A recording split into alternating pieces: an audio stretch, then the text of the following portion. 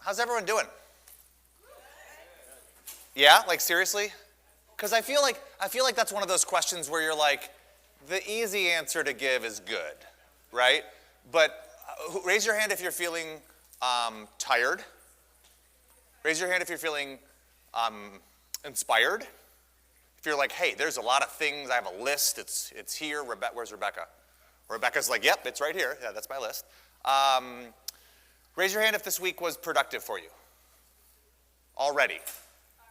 Okay, I like that. She's like, well, show me what you got, right? Here's the thing. I don't know that I need to be up here. Conferences, in general, are a little antiquated. It used to be really hard to get information. And so conferences were like, okay, we're all going to meet at this one place, and we're going to rotate through these presenters. But it's not hard to get information anymore. Information is all over the place, right? That's what like YouTube is full of, and most of the internet. So the reason that conferences have sustained and persisted is because there are other benefits to them, like the people sitting around you, like the presentations and the topics that you necessarily wouldn't have gone to, right? Or wouldn't have searched for outside of the nature of being there. So when the agenda is prepared for you, you get surprises. Who was surprised by something that they learned this week? You like went to a session, you took a gamble, it wasn't on your list, and then you were glad that you did that. Cool. You may not know this about me. You may not know anything about me. You don't? Okay, perfect. Clean slate. Yeah, my name is Greg. I'll start with that. My business is Monkey Pod Marketing, and what I do, and the one thing, is Infusionsoft education and training. And the reason that I do it is because I believe that marketing automation's job is to make your life easier, and I also acknowledge that there are a lot of things that demand your attention that aren't Infusionsoft. And Infusionsoft itself can be a full-time job. Being an expert in Infusionsoft can be a full-time job. So I've decided to make that my full-time job so that I could do a lot of the heavy lifting, and then you could benefit from just accessing the information when and if you need it. Does that make sense? Okay. So the reason that I'm stoked about this session is because before I started Monkey Pod, which actually May 15th will be Monkey Pod's 4th anniversary. It's exciting, yep. Before I started Monkey Pod, I worked at Infusionsoft. And before I worked at Infusionsoft, I ran a business installing and servicing draft beer dispense systems. So this is in Lansing, Michigan. If the bar is over here and the kegs are over there, somebody has to run the lines and somebody has to make sure that it's delivered at the appropriate flow rate and with the right amount of pressure and that it's the right temperature, right? All makes sense. But that business, that very first business, was entirely manual. And it was frustrating because as I wanted my business to grow, I had to go out and get new clients. But the downside of getting new clients is it meant that I had to then do that job. And it felt like I was on this cycle that led nowhere. So I was 26 and I was burnt out and I sold that business and I moved to Arizona chasing a girl. That's my partner, Sarah. Some of you have met her. She's great. And I found Infusionsoft. The interesting thing about my relationship to Infusionsoft is I am a proud and pronounced advocate for it now. But at the time that it was introduced to me, a friend of mine said, hey, Greg, you should check out Infusionsoft. You're moving to Arizona, you need a job, you should look at Infusionsoft. I have 2 friends who work there, and I didn't know what the company did, but just because of the word Infusionsoft, I told him to F off. I was not, I mean, maybe a little more politely than that, but I was like, there's no way. Like, I'm a beer guy, not a tech nerd. It just, the sound of the word, like, repelled me, right? So 2 months later, I was still unemployed and now in a new state, and I looked at Infusionsoft, and this light bulb was switched on for me because as I watched their videos and started to understand what the software did, I realized it would have saved my first business. It would have prevented the burnout and the frustration. Anyway, you don't need me to sell you on Infusionsoft. You're already Infusionsoft users, right? Anyone here using Keap rather than Infusionsoft?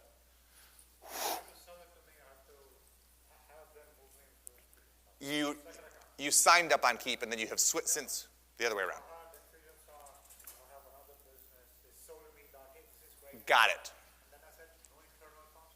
Yeah, got it. Understood. Yeah. So he's had a little bit of both. But Infusionsoft, the platform, is what we're going to be talking about today, and I have what I expect to be really valuable for you. The reason that this workshop is here is because conferences and events, I ran Infusionsoft University. That was a live training event while I was at Infusionsoft. And it was 3 days of classroom-style training just like this. Here's how the software works. Now go take that information and do something with it. And the worst part about Infusionsoft University, anyone ever attend that? Anyone ever been? Cool. Was I the instructor or was it someone else? Me? Cool. The worst part about Infusionsoft University was that I never knew if the people who got that information went on to do anything with it. You know what I mean? Like all 3 days of like fist bumps and high fives and ideas and light bulbs and lists, and then they would go back to their business and fall back into the same routines.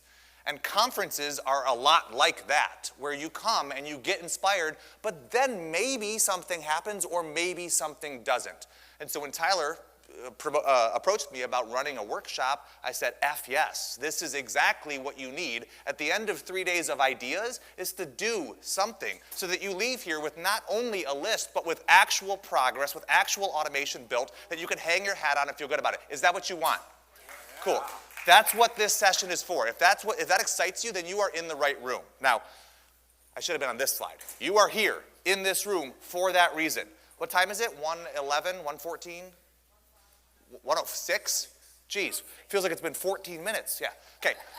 1:06, we have until 5 p.m. That's 4 hours.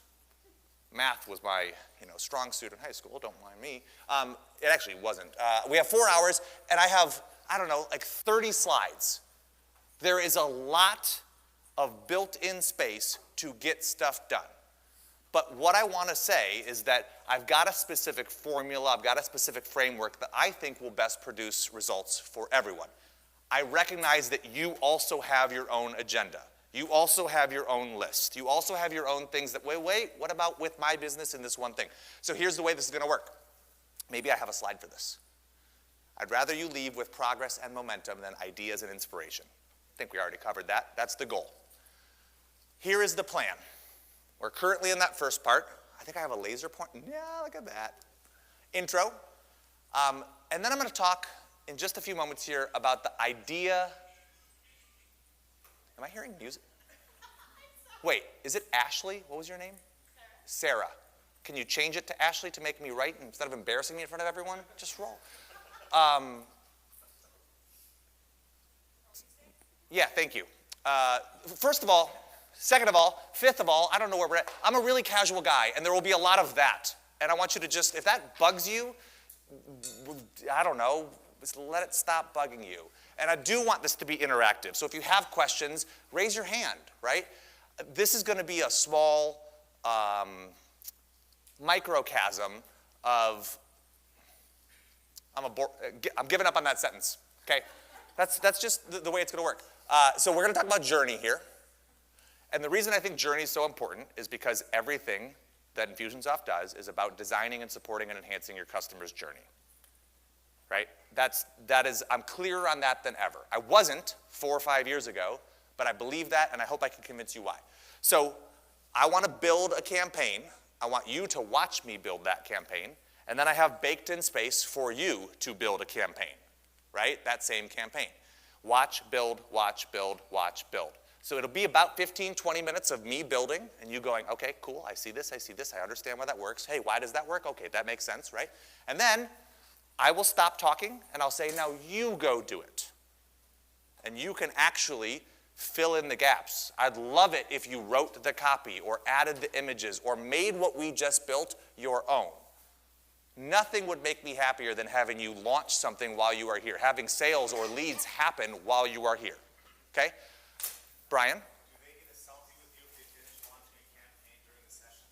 They don't need a selfie. Nobody needs a selfie with me, but I will happily pose for that should you desire one. What kind of prize do they get for actually getting something done in live here today? That's enough, Brian Keith. You will not hijack this workshop from me. Come on in, guys. Make yourself at home. All right, so watch, build, watch, build, watch, build, and then I have time reserved at the end to answer questions because inevitably there will be something that you're like, wait, I have these dots and I'd like them to be connected and we will do our best to address that, right? So if you have something, start to build a list that say, hey, I want to circle back to that. I also, like I said, I invite you to interrupt me. I invite you to ask questions, but along with that invitation, I am giving myself permission to say, hey, That's not the best use of everyone's time. Let's address that on the side. Is that fair? You can interrupt me, but I also have the right to say, put a pin in it. We will come back to that. Brett, will you stand up? Josh, Mallory, Brian. Okay, so these are 4 friends of mine. Hi, guys. I have recruited them, and I have asked them to be here so that when you are building things, if you have a question, all you need to do is wave at one of them. They are all Infusionsoft experts. 1, 2, 3 of them worked at Infusionsoft. One of them in like 1991 or something at the very, very beginning. But they all serve Infusionsoft users, and they each have their own superpowers. And I don't know, I actually don't know what they charge, but it's probably $500 an hour. And they've volunteered to donate their time here so you can access them, so that you can ask questions, right? This is consulting that a lot of people just don't have the budget for, and they're in this room for the next 4 hours. I'd love for you to take advantage of that.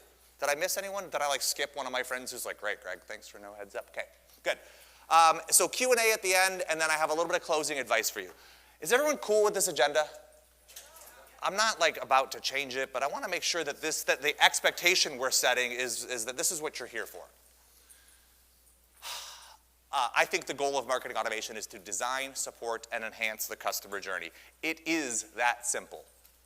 Have you guys heard the phrase customer experience this week or other times? Have you heard the phrase customer journey? Are those terms you're familiar with, right? Infusionsoft, the company I worked for, that you guys are all familiar with, they make a software platform anyway, they have a customer experience department. And it only started in like 2014 or something. And at the time I was like, cool, customer experience is this like section of the company. It's this team of 4 people who do customer experience. And I couldn't have been more wrong. The reality is customer experience it's the whole of your business. Your business only exists because the customer experience is at the foundation, right? You guys following? Does this make sense? Everything that touches the customer, everything that from their very first interaction with your social media channel or your website, through the opt-in, through their onboarding emails, through the weird gap where after the onboarding starts, if they haven't yet bought, that nothing happens and that's where contacts go to die, right? To the purchase and then ultimately the fulfillment, right? And through the second purchase and the third and the final and the upsell, right? That whole experience and everything that supports it on the inside and everything that touches them is the customer journey. Now, all you have to do is nail that. But the challenging part is that everything is part of that, right? So like I like that sentence because of the simplicity on the front end. That's the only thing you need to do. But here's what it means. It's their whole experience. Now, the rewarding part is that their experience is already happening. You have a customer journey. The people you serve have an experience. True? Yeah, right? Yes, of course. That makes sense. The only real question is whether or not that journey is something that you have created. Because it's happening. So was it something that you set up, or is it just sort of what emerged? How many of you are the business owner yourself? How many of you are the marketing manager? You're like, this marketing is my jam, somebody else's thing, and I'm like in the driver's seat over here. Rebecca's like, I'm just going to keep my hand up this whole time. It's all of those things. Yeah. How many of you are brand new to Infusionsoft within the past 6 months? Awesome. Thank you for being here. Billy, yeah, respect. Billy and I coordinated shirts, by the way. Yep.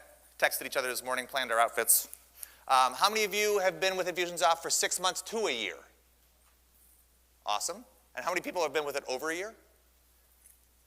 That's actually way more people than I thought. Over 3 years? Over 5 years? Anyone 10 years? 10. Brett, thank you. Oh, Raven, yeah. So the reason I say all that is because we've got a variety of people in the room with a variety of experience levels and a myriad of relationships to the... Who needs that? That went well. We've got a bunch of people in the room who all have your own needs. I'm going to do my best to, at a high level, deliver information and content that benefits all of you. If there is something that you feel is a personal need of yours, start making a list. Grab one of these folks on one of the few breaks I have sprinkled in, and we will address that as well. Picture the moment where your customers buy. Picture the actual transaction. Is it on an order form? Is it at an event in the back of the room?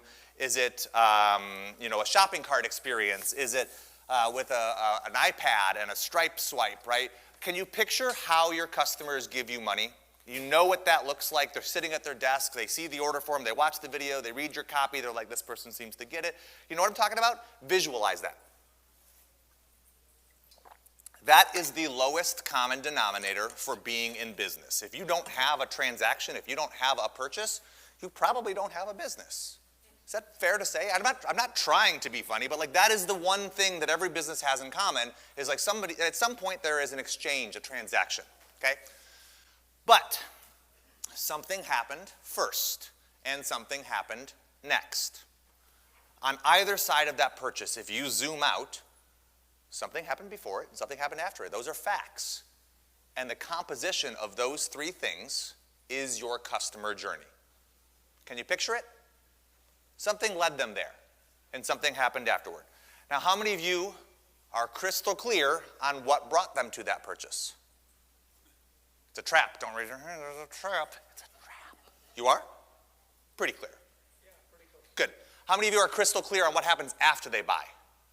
You know, as soon as they buy, they get the receipt. They also get a fulfillment email. It's got their login info. It's got their password. The tags are switching. Okay, good.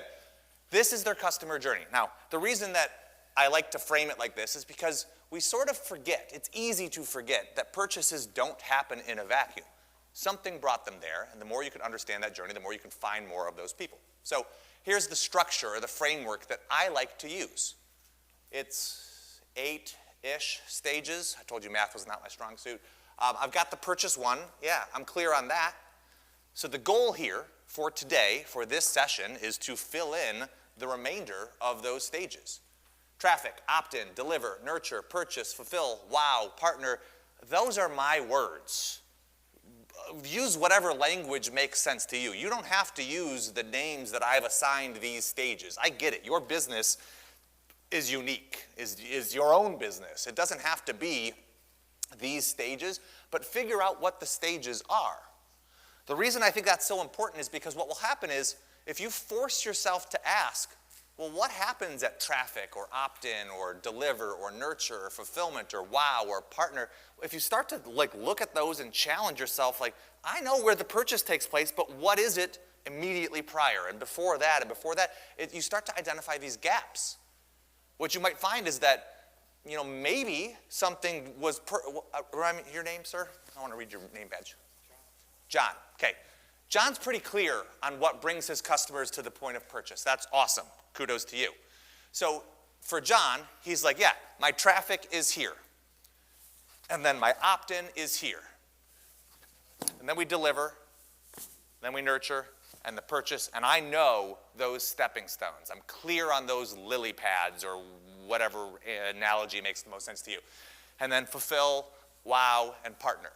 But the interesting thing about these stages is that they're not always side by side and snugly nestled there, right? Sometimes there's a big gap in between them. Sometimes it takes weeks of seeing your ads before they opt in. Sometimes the delivery sequence is a 3-month micro course. 3-month micro course. Nailed that. Sometimes after you deliver that opt-in experience, they still need some time. Maybe your business is seasonal, right? Something has to keep in touch with them, help you establish trust, build rapport, until the point where they're like, yeah, swipe. Okay, so the point is, by identifying these stages, we start to build and pave the path. If all you have are the stages, that's great. But what you've done is you've built these lily pads that your customers have to dance between. And the goal of automation is to pave that journey, is to bridge the gap between those stages so that no matter how long it takes your customers to make it from one to the next, there's something planned for them. They feel guided. They feel led. Does that make sense, guys? That's what we're doing today. You may have heard this concept known as life cycle marketing. Anyone know that term? It is planning for your entire customer life cycle. Now, What the interesting thing about lifecycle marketing is that we've distilled it, or Infusionsoft has distilled it down into this graphic, which I think is an oversimplification. I don't think anyone in this room is looking at this and going, sell, shit, that's the piece I forgot, right? No, the reality is that these are 3 segments of the journey. That's actually why I like breaking it down into the more granular stages. It's because it forces us as business owners, as marketers, as entrepreneurs to look at a more detailed level. Actually, what is it? Forces you to ask those questions and begin to fill in those gaps. Okay. Lifecycle marketing, etc. Can I give you guys some examples? Hint, the answer is yes. Yeah, Greg, that'd be great. Cool. Hey, let's get something out of the way. I have a very, very delicate ego. You may not believe this about me, but it is true. And my love language is words of affirmation. Thank you. And so at any point during this presentation, should you decide to feed me praise, I will welcome it. But most importantly, if I ask for it, yes. Okay, so I'd like to give you guys a few examples. Is that cool? Okay, good. Well, thank goodness, because that's what we're doing. All right. Have you guys heard of the African Leadership University? If you've been in this space at all, I should take some credit, we were a finalist at the 2017 ICON small business marketer contest. I think I got all the right words in that sentence, but some of them are in the wrong order, so feel free to rearrange them to whatever degree makes sense to you. Pause. Do you guys know Brett Fairborn? Brett, give us a wave. Brett and his company, Crew Tracks, won the Ultimate Marketer Contest yesterday. Congrats, Brett. So, African Leadership University was an organization building, they have a network of campuses, but they were launching a Masters of Business program, an MBA program in 2016, and through a friend of my partner Sarah, I was connected to them, and they said, Greg, we need some of that CRM stuff. And I said, no, what you need is a marketing team and department, and I connected them to someone else who they hired, who then connected them and hired me, and it was a complicated thing. But here's what we built, okay? The goal was to get people to apply for the MBA program. That's what we were doing. We were finding prospects who were eligible and interested in earning an MBA. With me still? You guys, we just talked about this. Okay, but as far as their journey goes, something has to happen first. So we said, all right, we're going to build a pipeline. And that pipeline will allow our reps to move leads between stages. And the leads that enter the pipeline have to come from somewhere. So we did a road show. It's called the MBA for a Night roadshow. It's like a micro, rooms like this in 6 cities around Africa. We did a tour with speakers and sample presentation content. And before that, we ran Facebook ads to raise awareness. And the reason we did it in this order is because if we wanted to host this event, people need to know about the event. If we wanted to have our sales reps work through a pipeline, those people have to come from somewhere, right? So this is an example for a university in Africa, but the principles apply to every business around the world, right? So Facebook ads, and we did some influencer marketing through various strategic partners and people who had audiences that may be a good fit. We also bought lists of people who had taken the GMAT and did not email them. We ran them as Facebook lookalike audiences and custom audiences to tell them about these events, led them to pipeline, led them to apply. All makes sense. The goal was to get them to accept, attend, and advocate, okay? If you haven't gathered yet, I'm a big fan of alliteration, so there'll be a couple of those sprinkled in. Accept, or apply, accept, attend, and advocate. But the interesting thing about this journey is that each one of these stages, each one of these lily pads, each one of these stepping stones also had its own journey. So the MBA for a Night experience, this is where it fit at a super high level. Make sense? That was our lead gen. That was our way to engage with them. Am I in your way? Okay, good. There was a lot of eye contact. I liked it. All right, so the MBA for a Night experience can be broken down into this. We had them opt in. We had reminders about the event. We actually had them check into the event. We used Zapier to connect Eventbrite to tell Infusionsoft, hey, this person showed up. The event was delivered, and then we had automation follow up with them to say, hey, if you thought this was, I just realized you're recording me. Is it helpful if I run all around? Not so much. Joel, what if I wanted to give you a speaking role, buddy? Oh, wait, is this for the actual recordings that we're selling? Sorry. Is this going out to the people that buy the recordings of the event? Yes. Oh, hey, let's everyone wave at the camera. Hi, future people. You made a great decision. Thanks for being here with us. How cool is that? We're planting like an Easter egg for them to, oh, anyway. Focus, everyone. So the MBA for a Night experience, that little segment of the journey had its own, this is probably an oversimplification, but it had its own journey.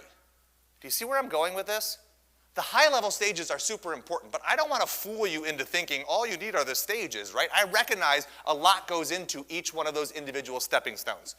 The application process for this particular MBA program, I boiled it down to 5 or 6 stages there. It was actually 9. The first one was they fill in their demographic info, they upload their CV file, they list a handful of references, and then there were 2, not 1, but 2 essays. They had to do like some practice modules for it, and then they ultimately had to submit it, right? So there were 9 stages just in the course of the application. Do you want to know what happens if you have a 9-stage application? Nobody finishes it in one sitting, especially if there are 2 essays. The essay section alone could be a month that they're spending working on that, right?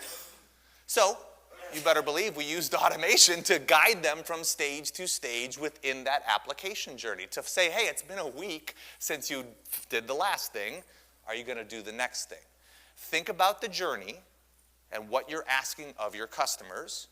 The more steps there are in that process, the harder it will be for people, and the more guidance they will need along the way. You guys with me? Yes. Awesome. So here's another example. This one may be a little more relatable for the digital marketing world, okay? This is actually from my own business. I have a webinar I launched. It's called the Automated Webinar. At the time I named it, I thought that was really clever because it's an automated webinar about automated webinars, and I've gotten a lot of questions from people who are like, what is happening with that? So don't overthink it. It's not as clever as I once thought it was. Unless you want to tell me otherwise? No, okay, that's fine. So the automated webinar is an automated webinar about automated webinars. Here's what's happened. Here's how it looks, right? So this traffic, lead capture, deliver, nurture, convert, fulfill, upsell, those are the stages for this. That's the journey. Here's what those stages look like. I run this Facebook ad. Anyone seen this Facebook ad? Nice. Okay, so here's a video. Tells you about the automated webinar, invites you to do it. Again, raise your hand if you're a solopreneur.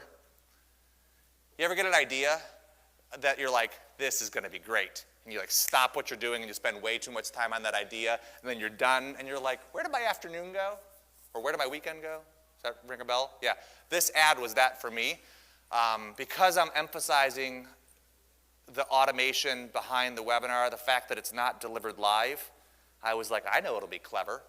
I'll start the video with longer hair, and then I'll go get a haircut. I'll come back, I'll have my head buzzed, and I'll just continue talking. And so that's what it is. And it like took a whole day from me. Not one person has been like, hey, your hair was shorter. Nobody noticed. Okay. Doesn't matter. Facebook ad, that is the traffic. That's what physically represents this stage of that journey, okay? The next one is the landing page. This is the page it takes them to. If you're like a, Brett, what's the word for someone who likes tools? Okay, if you're a Brett, you know someone who's the person who tries every tool. You buy something, you test it, you like put it on the back shelf, you subscribe to a bunch of stuff because there was like a lifetime price. Is there a word for that? Tool slut, yeah, that's what it is. That's the technical term, but I wasn't going to get too technical. So if you're a tool slut, right, here's what you need to know.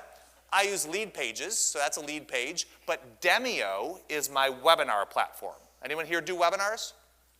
Anyone here tried webinars? Anyone here attended webinars? Did anyone here go to high school? Come on, raise your freaking hands, people. Okay, Demio is a webinar platform that integrates directly with Infusionsoft. I'm a big fan. This pop-up box is their embed code that I slapped onto a lead pages page. And the only reason I'm telling you that is because I've worked with 10 webinar platforms that I hated, and Demio's pretty solid. So it's worth checking out if you're like, Yeah, I don't do webinars because they suck. Demio's made it a little easier. So here's the landing page that Facebook ad is sending people to. From there, nope, that's backwards, Greg. From there, they go to the live webinar. There's a... Sorry to interrupt. That's okay. Landing page built in Infusionsoft? No, this one happens to be a lead page, yeah. Although, I have used the Demio opt-in box on the Infusionsoft new landing page builder, and it's fine. Yeah, because they have a custom code widget down, yeah. So this one wasn't. So then they go to the webinar itself. It's 43 minutes long. I took this screenshot the other day at minute 2. At minute 5, has anyone watched this webinar, this actual webinar? Man, we're getting real meta here. You're like, yeah, I've been in there. At 5 or 7 minutes or something like that, I say, hey, yeah, this is an automated webinar. If you hate that you can't pause, click this button and it'll take you to a recording of the webinar, because that's all it really is. I'm talking about it and giving them that. And so they can. And then at the same time that this webinar starts, here is the Infusionsoft campaign that they are added to. So when they register, they go here.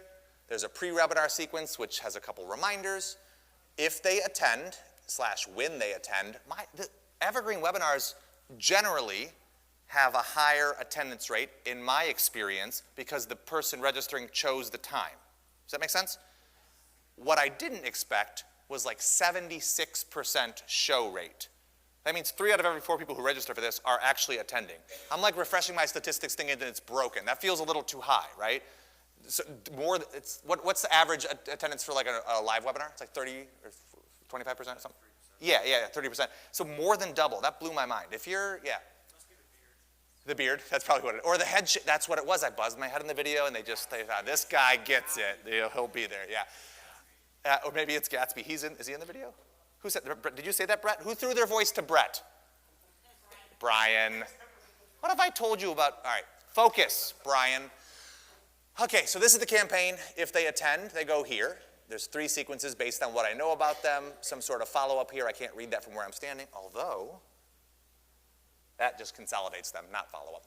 And then if they either purchase or did not purchase, it does some other things. If they don't attend, it drives them to this, which encourages them to pick a new time. And then when they do attend again, it loops them back to the beginning. That's how this campaign works. Now remember, we are within the automated webinar journey. Facebook ad, landing page, this whole campaign, and then something else has to happen. So if they don't buy, the goal is, hey, you came to this webinar. If you think stuff like this is cool, Infusionsoft is supporting all of it. Go buy one of my courses, right? And if they buy one of the courses, they go there. If they don't buy one of the courses, then they are sent to, what does that say, send to nurture? Yeah, they're automatically transferred from this campaign to another campaign designed specifically to guide them forward, right? Remember how I talked about not everyone is going to be ready to buy right away? If they're not, that's okay. Plan something for it. Right? Some people will race across your stepping stones. They'll make their way there. They'll beat on your door and they'll swipe their credit card. That's not what we're planning for. We're planning for the people who need a little more handhold, who need a little more time. Right? If all you do is build your business on the people who are racing to give you money, that's great. But that's not a plan. The difference is, what do you do with the people who need a little more time? And automation is how we handle that. Okay, so once they are tagged, it starts this campaign. I call it my Meet Greg campaign. I actually call it my Meet Greg sequence. It is designed to introduce myself, to introduce MonkeyPod, to introduce Gatsby, that's my dog, and then ultimately to ask them to introduce themselves. The 3rd email in this sequence says, I was going to say verbatim, in a lot of words, it says, who are you? There's no call to action. It just says, hit reply. I don't know which of the sessions I was in this week, but there is some benefit in asking people to reply to your emails. And yeah, I get a fair number of replies, and yeah, I read them all and I respond to them. And depending on the volume you're working with, you may need to come up with a system for handling that, but right now, I dig it because it allows me to understand and meet the people on the other end of my automation. I have a simple belief about automation it's that it's not designed to replace humans. It is designed to allow humans to be used more strategically, right? Not everything you do is the best use of your time. That's probably true, but what I meant to say is not everything that needs to be done by a human. And so the idea is to use automation in the areas that are most impactful so that you can focus on the things that are genuinely your best use of your time, things that need to be done by you, decisions that need to be made by a human. Okay. Doing great, Greg. Thanks, guys. Meet Greg trigger, meet Greg sequence, invite to nurture. I have a separate campaign for the actual nurture follow-up. It's like 7 years long, okay? It's not, maybe not quite that long, but it's long. And if they raise their hand and say, yeah, let's stay in touch, then they transfer themselves to this nurture campaign. The reason I say all that is because the goal of the webinar was to get people to buy one of the courses. It presents it at the end. It says, hey, if you dig this stuff, if you want more from your automation, if you want to continue down your relationship with Infusionsoft, I have a suite of courses that will help you there. Now, if you don't, that's okay. They end up here. And if they don't, then they end up in this nurture sequence. I have a plan for a plan for a plan. I have my safety net has a safety net, okay? And yours should too. Now, obviously, if they do decide to purchase, they're taken to an order form. Anyone use the Infusionsoft e-commerce platform? Cool. Anyone love it? Yeah, it's okay. But I use Spiffy. Anyone use Spiffy? Anyone love them? Yeah, Spiffy's great. I think I don't know if they sponsored, but Michael Hunter, one of the founders, was here, had dinner with him the other night. Spiffy is an order form wrapper. If you're frustrated with the Infusionsoft order forms or shopping cart out of the box, this is a monthly subscription. I think it's $80 a month that allows you to make order forms that just look better. Okay, so that's why my order form looks the way that it looks. If they buy, it triggers the fulfillment campaign. Okay, so the milestone is the purchase. That's the actual transaction. But listen to how many things we've talked about leading up to that point. It's because your customers have a journey. How much of that journey is planned by you? That's the question here. All right. So when they buy, this is the fulfillment component. Okay, in my campaign, it's, hey, you now have access to this course. Here are your details. Go log in and start watching this course. This isn't like a hard and fast rule of business, but generally it's a good idea to go above and beyond for your customers. If you rent a hotel room and it has 4 walls and a bed, technically that's all you wanted or got. But the reason hotels offer a hot tub or HBO or room service or any of the other things is because they want to create an experience that makes you come back. Same thing should be true for your purchases. If all you do is deliver on the expectation that was set, you probably have underwhelmed your audience. But if you go above and beyond in some way, people will remember it. So bonus content is unlocked at a strategic interval there. And then your customers want to know, cool, what is next, right? And this, to me, is probably where most businesses have the lowest hanging fruit. It is guiding your existing customers forward. Anyone want to take a guess as to why? Because they've already bought something. Why do they neglect it? No, I phrased that question very confusingly. Why is this? The answer is trust. I'm just going to fast forward. It was there, we were dancing around it, we all felt it, yeah. The answer is because you've already earned their trust. If they've already spent money with you, you already have a relationship with them. What they're looking for, if you do your job well, is they're going to say, cool, Cody, this was great. I'm glad you recommended it. What else do you recommend, right? Anyone have a friend who recommends like restaurants to them? You got like the one foodie who's like, oh, this is the spot, and you're like, oh, good, here we go, right? If that friend starts recommending shitty restaurants, at a certain point, you're not going to take the recommendations anymore. But if they say, here's what I want you to do, and then it's worth it, you're going to come back to them. You're going to continue to take their advice, right? I call this concept, it's a trust repository. I think it was last year at this event, David Horsager spoke. David Horsager? The Trust Edge or something was his whole jam. Does this ring a bell to anyone? Okay, David Horsager, the Trust Edge. The idea is that trust can be a currency. Now, he says everything of value is built on trust, but that my interpretation of that is that trust can be a currency. So when you ask your customers to do something, you are spending the trust you have earned. If I say, hey, Todd, I want you to buy my course, Well, the only reason you're gonna take me up on that is if you feel like I'm gonna do a good job with that course. So if I've earned that trust, you say, cool, I'll accept that trust and I will buy your course. Now, here's the cool thing. If my course ends up being a good recommendation, or if that restaurant ends up being a good recommendation, you get that trust back. And you get to continue to spend it. So when you make a request of your customers or of your prospects, you are spending the trust that you have built. The whole reason for that nurture, for that rapport building, is because you want to get them to know that you have their best interest in mind, so that when you ask something of them, they say, cool, that makes sense. This guy Greg seems to know what he's talking about. I will do the thing he suggested. And then the cool thing is, when it works for them, it gets easier and easier because you're building that trust back up, or collecting interest on it. I'm not sure whether repository, analogy broke down. But recommended next steps. That's what this whole section is. I do a survey to figure out, hey, how was this course? Did it meet your expectations? And if the answer is yes, great, here's what we do next. If the answer is no, well then, hey, let's pump the brakes and figure out where things got off track.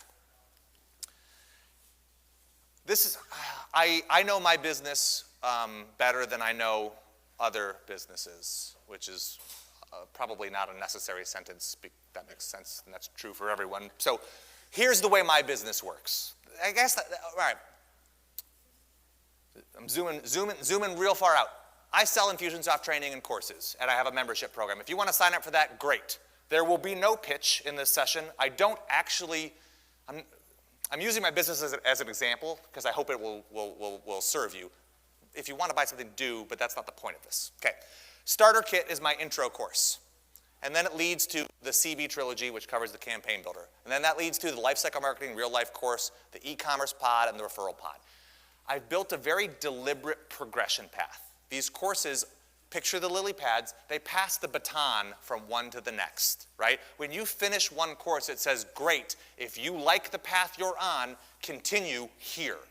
There's a very natural transition from one stage to the next. How many of you offer multiple products or services? How many of you have a progression path? Maybe. How many of you don't know? Maybe my customers are buying them in a certain order, maybe they're not, right? But the reality is, this didn't happen by accident. I actually launched this course first.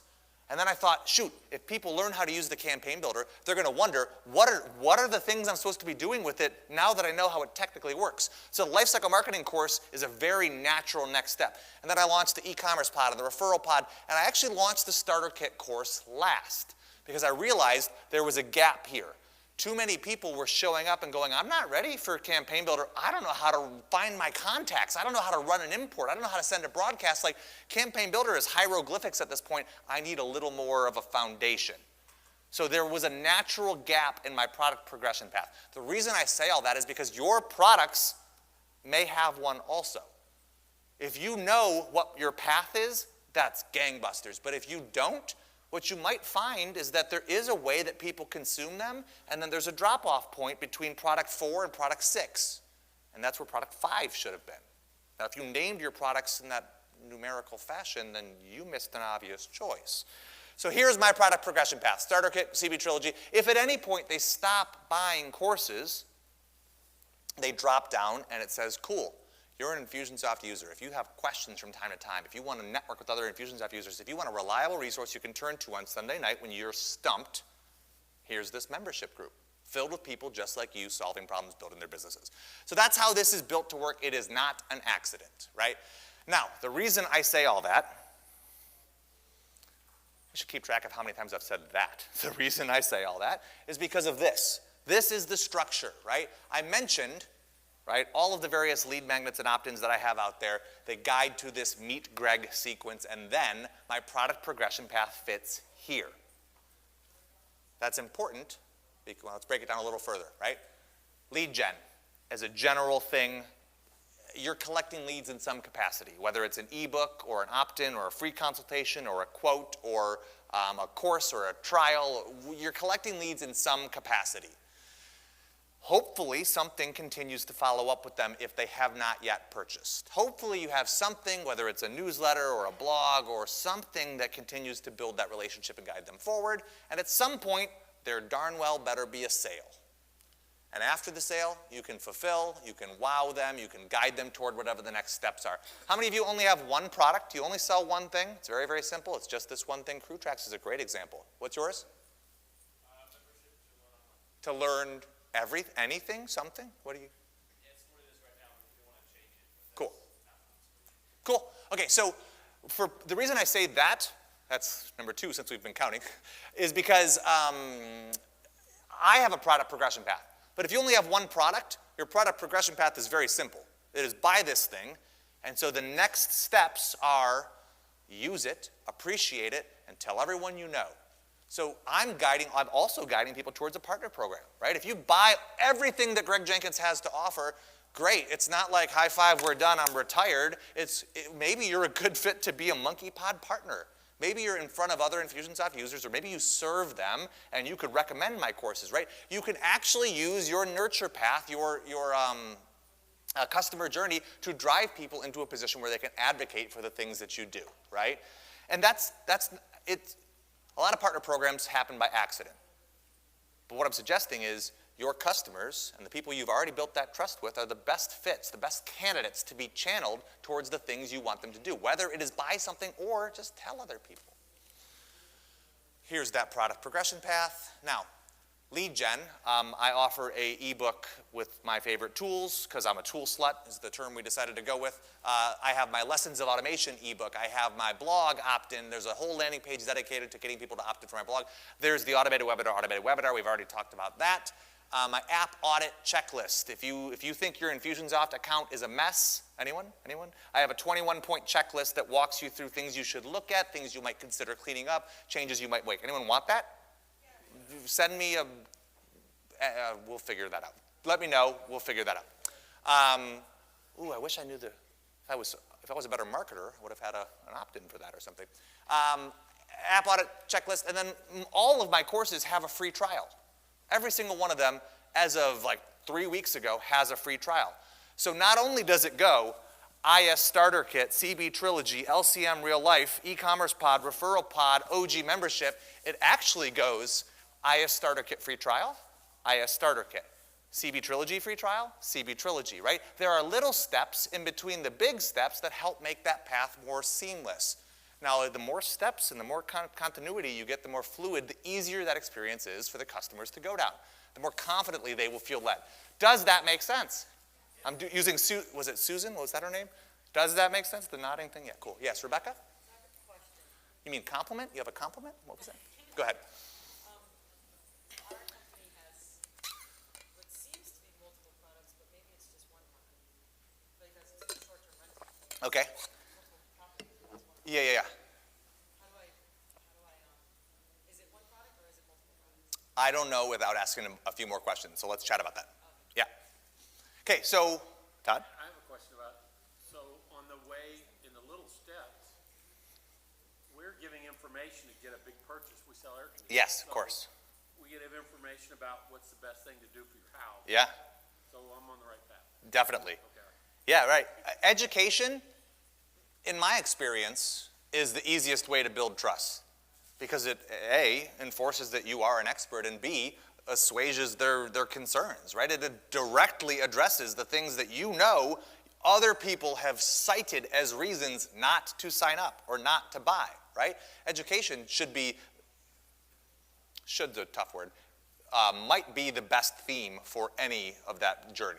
Raven? Let's say I'm a monkey pod slut and I opt into all that stuff together. I know you don't send down the indoctrination series, but what is your thoughts on allowing the progression to fully play out if they're in a whole bunch of stuff? Or do you tier it like if you're crazy with it like that? Do I ever? So my philosophy,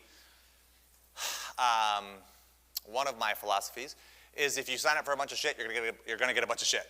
You know, the more things you opt in for, yeah, those automations are gonna continue to pile up. But it is as confusing or convoluted as that might be, it is also what they inadvertently or indirectly asked for, right? And so there comes a point where it would be great if I could say, cool, they've opted in for one, and when they opt in for the second, I need to somehow pause and wait and then only pick up the baton when it's logical. But the amount of time and effort and energy that you would spend trying to curate and craft that journey, I don't think would be worth it for the number of people for whom that's actually a concern. That's my position. So, but there are certain, what I'll say is this, there are certain elements of my customer journey that can only be initiated once. Like the Meet Greg sequence, the email that says, hey, I'm Greg, welcome, and this is the reason I started MonkeyPod, and here's my dog, and now you like me, right? That's more or less what it says. But that email, I don't need to send that to you each time you opt in for something. That wouldn't make a whole lot of sense. So there are certain segments that can only be triggered once. Yeah. Here and then here, yeah. Sorry if I'm just rephrasing this for my little brain, but is what you're saying, because when I look at it, I think we have certain lead gens or opt-ins that are also part of our product progression path. Mm-hmm. So you're saying, like, even if, say, our weekly webinars are a lead gen, but they're also sort of step 2 as it's a paid service. Yeah. Product. So it doesn't matter. If someone comes to us that way, or they come to us because they're already along the product progression path, they're still going to be part of the nurture sequence that would introduce them.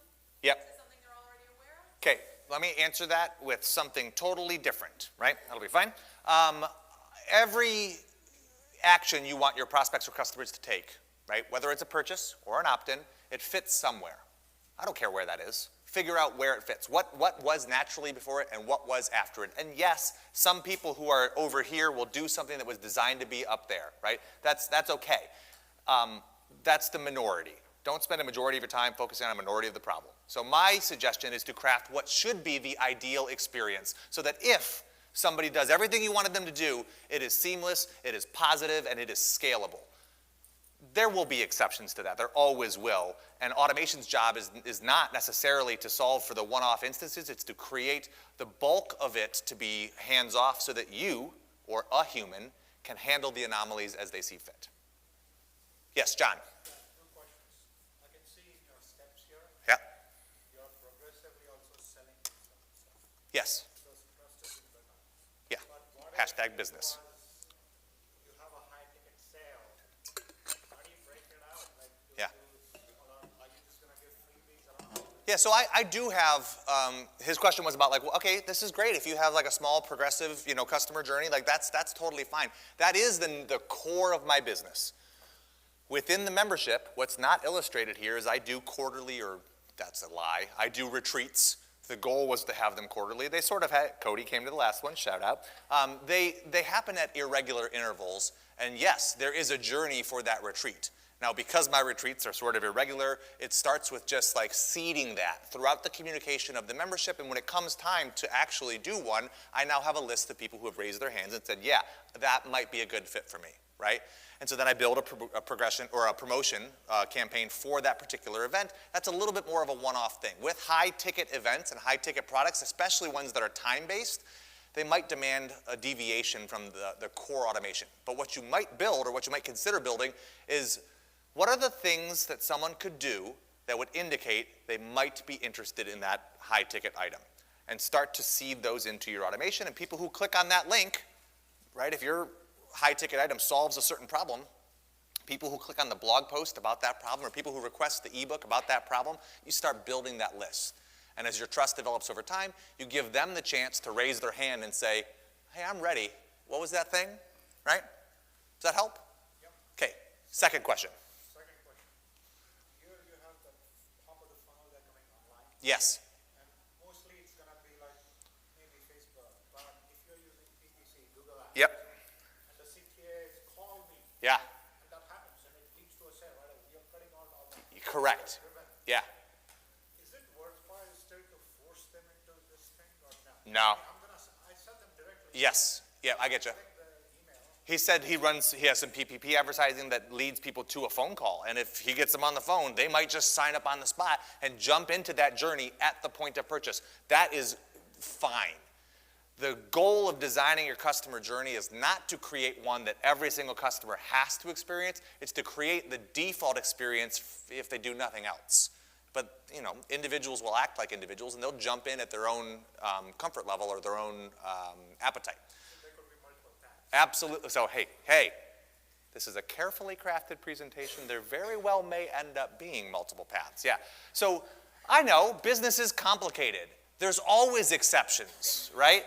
But each journey, right, is its own experience. Think of them as like little channels or little swim lanes that may meet up, they may merge at times and consolidate, they may diverge at times, right? Each of my products has its own fulfillment channel, right? And those sometimes stream back together. This can be infinitely complex, but don't start with that. Start with one path. One lead magnet that leads to one nurture experience, that leads to one product, that leads to one fulfillment. And once you've ironed that out, find the next one. And once you, well, I have more on this in a bit. Okay. Etc. Nailed that. All right. So here is where we are going today. What's up, guys? Come on in. Here's where we're going today.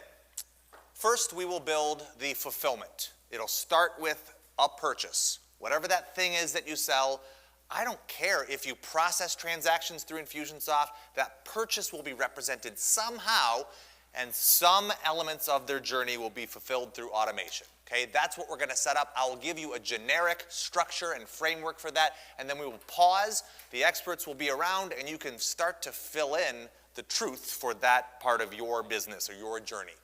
And then we're going to leap way up here. Okay, this is the lead capture section of their journey. The reason that we do it in this order is because of what John just said. Some people will jump in right here, and that's fine. So if you build that automated fulfillment, that is the equivalent of having your online course live, but you haven't promoted it yet. Some people will find that. Or you'll talk to them and say, I actually have a course for that, and they just start with the purchase. You can run a business that way. Plenty of businesses have grown for years just by word of mouth because customers show up with their credit card in their hand. Cody's like, yeah, that's me. Yeah. And then at a certain point, you start to recognize that is not a plan. That is not a strategy. And so you start to spend your efforts and energies on how do I attract the people that are a good fit for this. And those two might start off really close together. If you nail your narrative, if you have the right lead magnet speaking to the right people, this gap is going to be really short. But for some people, you'll want to build in a safety net, a contingency plan that helps them get from this juncture to that one. With me? Cool. So finally, we will build that nurture process. So over the course of the remaining, help, Joel, caw-caw. Over the course of the remaining, there we go, 3 hours. Told you math, I was just going to continue unplugging things until someone did the math for me. Over the course of the remaining 3 hours, the goal is to build first the fulfillment campaign. The reason we do that first is because sometimes that's all you need. And then the lead gen campaign. And the cool thing about each, and then the nurture campaign, the cool thing about each of these modules is once you have one journey, you can clone those elements or start to string them together. It's very modularized. Do I need to do something?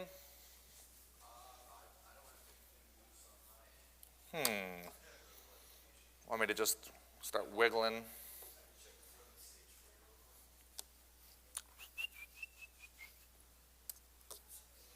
Good. Fixed it. Thanks, Joel. No help to you. Oh. Help. Help. Okay. Ah, you know what's interesting? It's interesting to me. Probably wouldn't have been interesting to you, so we're going to give up on that sentence too. Planning. You guys know what it is that you're selling, but think about it. For this exercise today, choose one of your products or your product, right? Whatever it is. If you only have one, that's what we're talking about. If you have a bunch of them, just pick one thing, okay? How does Infusionsoft know when that sale happens? Think about this, and I want you to answer that question for yourself. If it is an order form, Infusionsoft order form, easy. Purchase goal, we are done. But if it's a sale that happens offline or in person or at an event, those are all the same thing, come to think of it. If it is not through Infusionsoft, if it's like a third-party shopping cart, anyone use like a WooCommerce or a BigCommerce or one of those, okay? If the purchase happens elsewhere, that's okay. but Infusionsoft needs to know when to do its job. So something has to initiate this goal. The reason I say all that is because that's the third or fourth time I've said the reason I say all that. Anyone keep an actual score? No? Good. The reason I say that, fifth, nailed it again. What happened to my background images? The reason that these slides are white is because I have white text on a very impressive and well-crafted slide deck, and they seem to be disappearing. Okay, so what are you selling? How does Infusionsoft know when to sell text-based? All right, so I'm about to build a campaign. I would invite you to follow along and set up the same campaign structure. So we're not going to configure all of the little individual settings. We're not going to write the emails right now. I will invite you to follow along and drag out the same icons and build the same structure, and then we will pause, and you can make it your own. You can personalize, you can deviate, and we will have some people floating to ask questions. Does that make sense? Sound good? Okay. What are we calling it? Hey, whoa, whoa, whoa. Your name? Sharon Love. Sharon? Yes. And Love is part of your first name or is your last name? Just Sharon Love. Okay, Sharon Love. Oh, that sounds, I see why you said them together. I like where that's going. Okay, so Sharon, yes, you will name this campaign as I name this campaign. So stop getting the cart ahead of the horse. Okay, so from your Infusionsoft dashboard, I'll give you a second to get on the Wi-Fi. Anyone need the password? The login is box out, all lowercase. Apparently that does matter. It stumped me the other day. The login is box out. The password is get results. They are both all lowercase. Login, box out, password, get results. Daniel, did I say that right? Sorry? Which one are we selecting? I think it's Hilton Resort. Yes, I believe it's Hilton Resort. Okay. So pull up your Infusionsoft dashboard. Some of you are like dusting it off. You're like, I haven't logged in ages, okay? And we will start with this drop-down menu. And then we will jump over to the marketing section and click on Campaign Builder. Here you should see a list of your campaigns. Anything you have built or attempted to build, Todd, I see you, will be listed here. And there should be a big green button in the top right corner called Create My Own Campaign. Go ahead and click that. This campaign is going to be the fulfillment for whatever that product was you just thought about. It should be one of your products, ideally, not something new that you're creating. If you only have one product, it is that. But this campaign should be fulfillment and then the name of that product.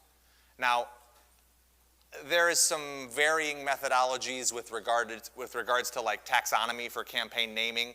So if you have a preferred way to name your campaigns, name it however you please. But the core concepts are fulfillment or delivery or whatever of the product name. You with me? So we will call this fulfillment. I'll call this IS Starter Kit. So in my example, this is for my Infusionsoft Starter Kit course, and this is the fulfillment of said course. If you don't have categories created, that's fine. You don't need to categorize it. They don't actually do much, the categories, but from an internal perspective, it can be useful to sort your campaigns to say, all right, where are my lead gen campaigns, etc. So I have created these. Your list might not have those. So fulfillment, IS Starter Kit, I've got it in my fulfillment category, and I click Save. That should bring you to a very blank campaign canvas. Raise your hand if you're behind and you need just a moment. Oh, thought I was going to go the other way with that, didn't you? Yeah, okay. I know, yeah. She's like, bonus points? I'm ahead of the curve? All right, who needs a few minutes or a moment to get caught up? Cool. So from the marketing menu, from the drop-down menu, go to the marketing section. You should see Campaign Builder listed there as one of the options under the main drop-down for marketing. So fulfillment is delivery of the lead magnet? Fulfillment is my term, yeah. No, this is going to be fulfillment of a product. So this campaign specifically will start when somebody purchases. What if it's a service? That's fine as well. Yep, fulfillment of the product or the service or the subscription or the digital product or the membership or the course, whatever it is that you offer, this is the delivery of that thing. Yes? I'm sorry, Greg, this is so new for me to think, for us to think about splitting campaigns from fulfillment to I've never categorized Yeah. campaigns before. So if we've got our fulfillment campaign, but it can't speak to the early stages of that campaign, isn't that working in isolation of each other? Your name? Kelly. Okay, so what Kelly said is, if I just build my fulfillment campaign, how will it know when to pick up the baton and when to do its job? And what I'm building here is the fulfillment leg of this, and then we will build the lead gen, and then we will build the nurture, and then I will show you how to tie them all together. So I appreciate where your head's at. We're going there. Okay, so if you are not yet looking at a blank campaign like this that you have named, raise your hand and we'll have someone pop over and help you get it open.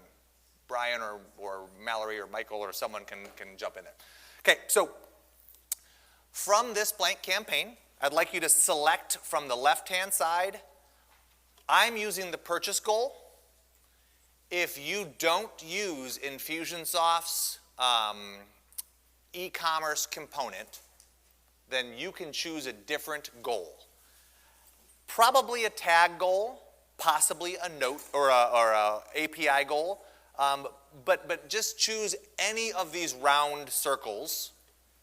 If you know you're using the Infusionsoft purchase goal, perfect. If you are not using the Infusionsoft purchase goal, make a little mark on your list and say, cool, I need to figure out how Infusionsoft is notified, right? Where was my WooCommerce people and my BigCommerce people, right? So those platforms like those have their own integration or have third-party integrations that somehow tell Infusionsoft the purchase took place. My philosophy is that it doesn't need to happen online, but online needs to know that it happened. Okay, so the purchase doesn't have to take place in Infusionsoft. But if you want Infusionsoft to trigger automation, something needs to tell it when it's time. Yeah. So we're not going to do us in Infusionsoft. We're going to manually go in. We can't hook our two together. So we're going to Understood. create a tag. Yep. So when I bring the tag over, do I have to name that tag now? Yes. Yeah. Yep. The same tag that I would use when I would go into the application, that would be the same one. Yes. Okay. Your name? Kevin. So what Kevin just said is, hey, our purchases don't connect back to Infusionsoft. Infusionsoft doesn't know when our purchases have taken place. So what we do is we apply a tag to people after they buy.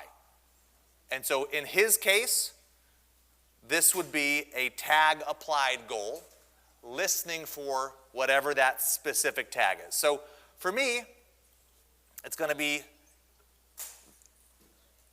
any purchase in this case. But you might choose either your specific product, or if you have not yet created those products, just leave it as any purchase for now and add that to your to-do list.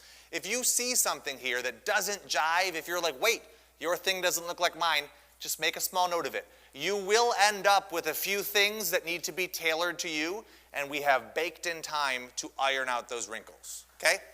So for this sake, I have my purchase goal. It is set in that greenish gray barbershop kind of striping, which indicates that it is configured, but not yet published.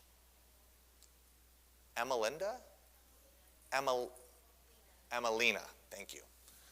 Just refreshing myself. Okay, so product purchased. Yeah, let's go ahead and rename that. So whatever that trigger goal is, whether it's a tag goal or a purchase goal, it is the start to this campaign. When this thing happens, the rest of the campaign will begin. So I'm going to call this IS Starter Kit Purchased. IS Starter Kit is the name of my course. Purchased is the action that took place in order to achieve this goal. So you might call it, whatever your product name is, purchased, or sent over from BigCommerce, or started from whatever, right? It represents the action that they took, the actual transaction that we started with when we began this, okay? Yes, John? If I have an internal job to set the tag, should it be in the campaign itself, or you recommend putting all internal fonts in a separate, do they have it in the campaign position or not? I don't have a strong preference on where you keep that just as a rule, but let's chat about how you use that internal form, and maybe we can come to a conclusion together. Okay. So this goal, if you've never used the campaign builder, it is a symphony of campaign goals and sequences, right? Every campaign on the planet, any campaign that you've ever seen constructed in Infusionsoft is composed of goals and sequences. Goals are the triggers. They are the action that you are looking to have take place, like a tag being applied, or a purchase happening, or a note being applied, or a form being submitted, right? The actual action that they take. And then sequences are everything else. It's what you want to have happen next. So in this scenario, I'm going to drag a sequence out and place it right next to that goal. So your campaign should look something like this. You've got a goal, and then immediately to the right, you've got a sequence. The default is called untitled sequence. Let's go ahead and change that to the name of your product.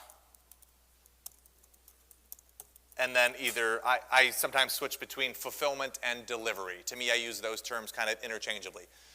IS Starter Kit purchased, that's going to be what begins this, and then IS Starter Kit delivery. So I've got the actual purchase, that's the transaction, that's a real-time moment, and then what I want to have happen as a result.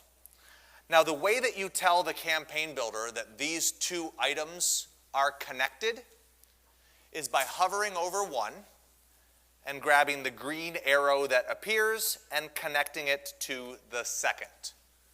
So we've got IS Starter Kit purchased, and I've connected it to IS Starter Kit delivery. So if you use,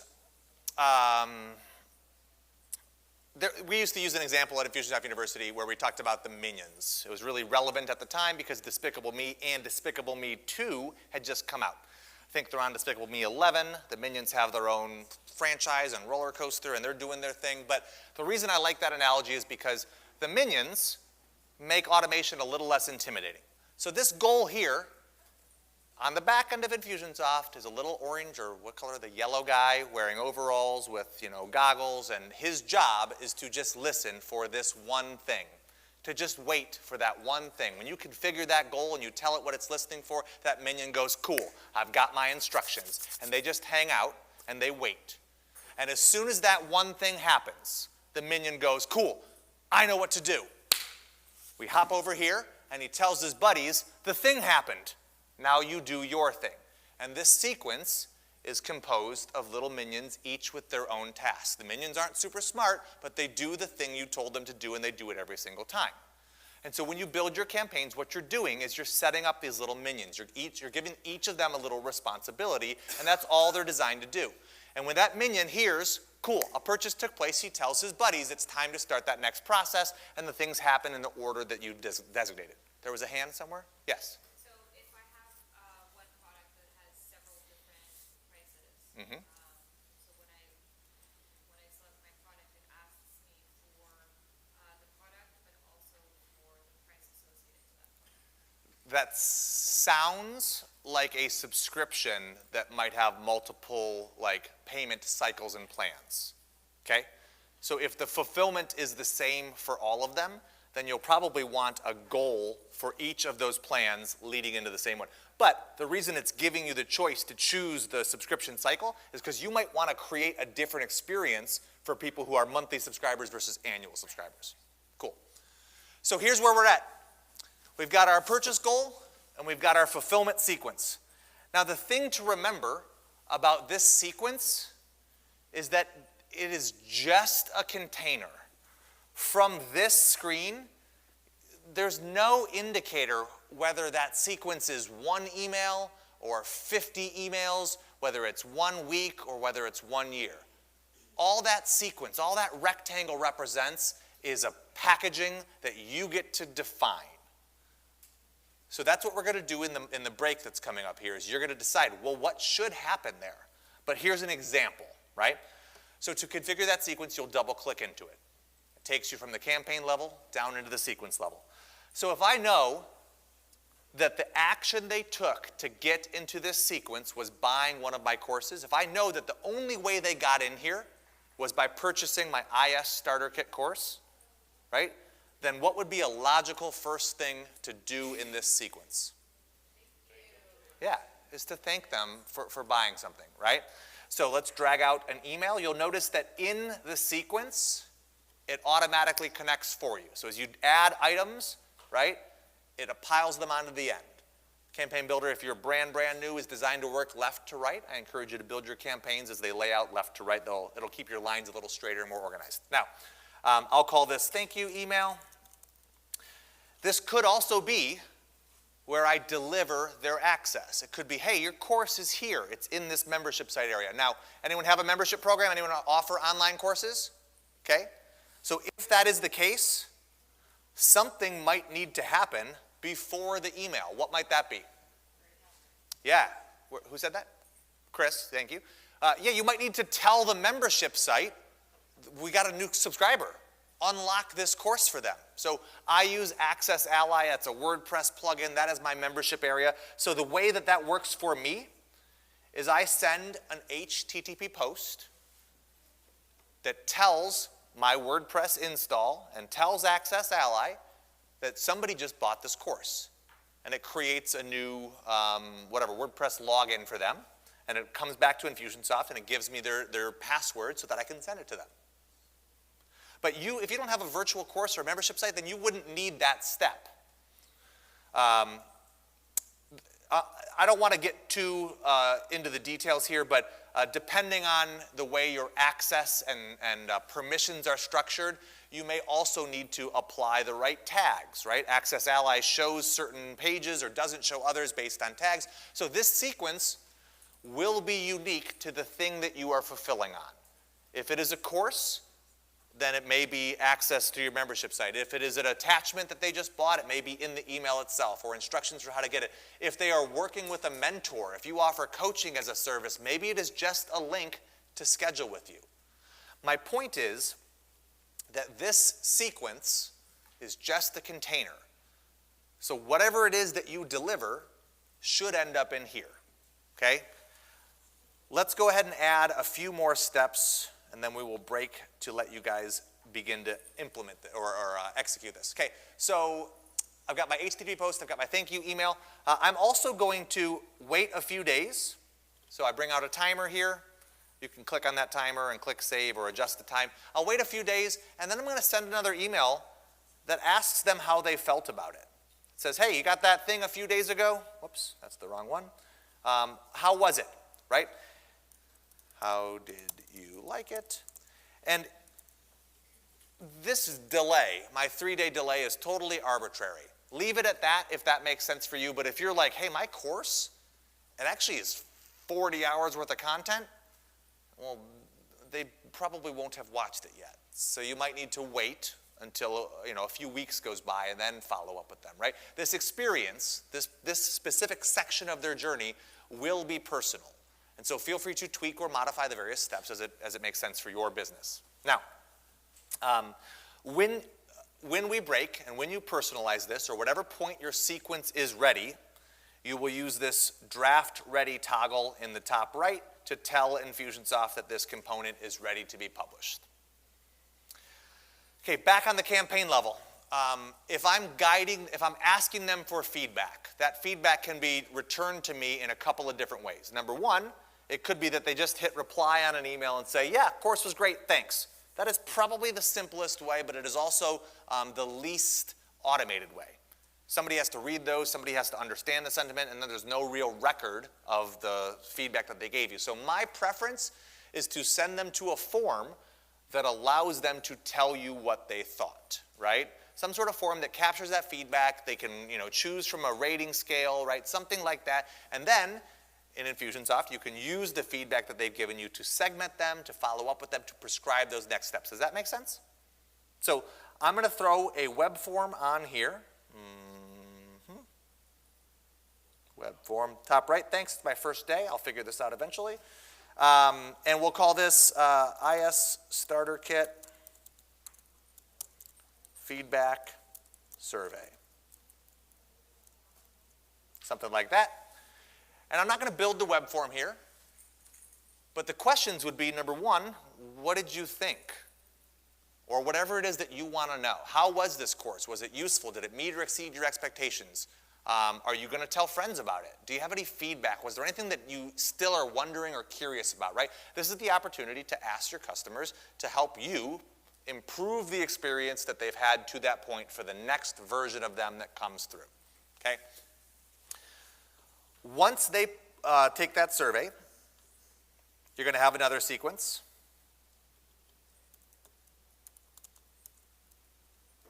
That guides them toward the next steps. So we talked about this a little bit in the journey concept. For me, after they buy the IS starter kit, the next step is, hey, the CB trilogy is really where you should go.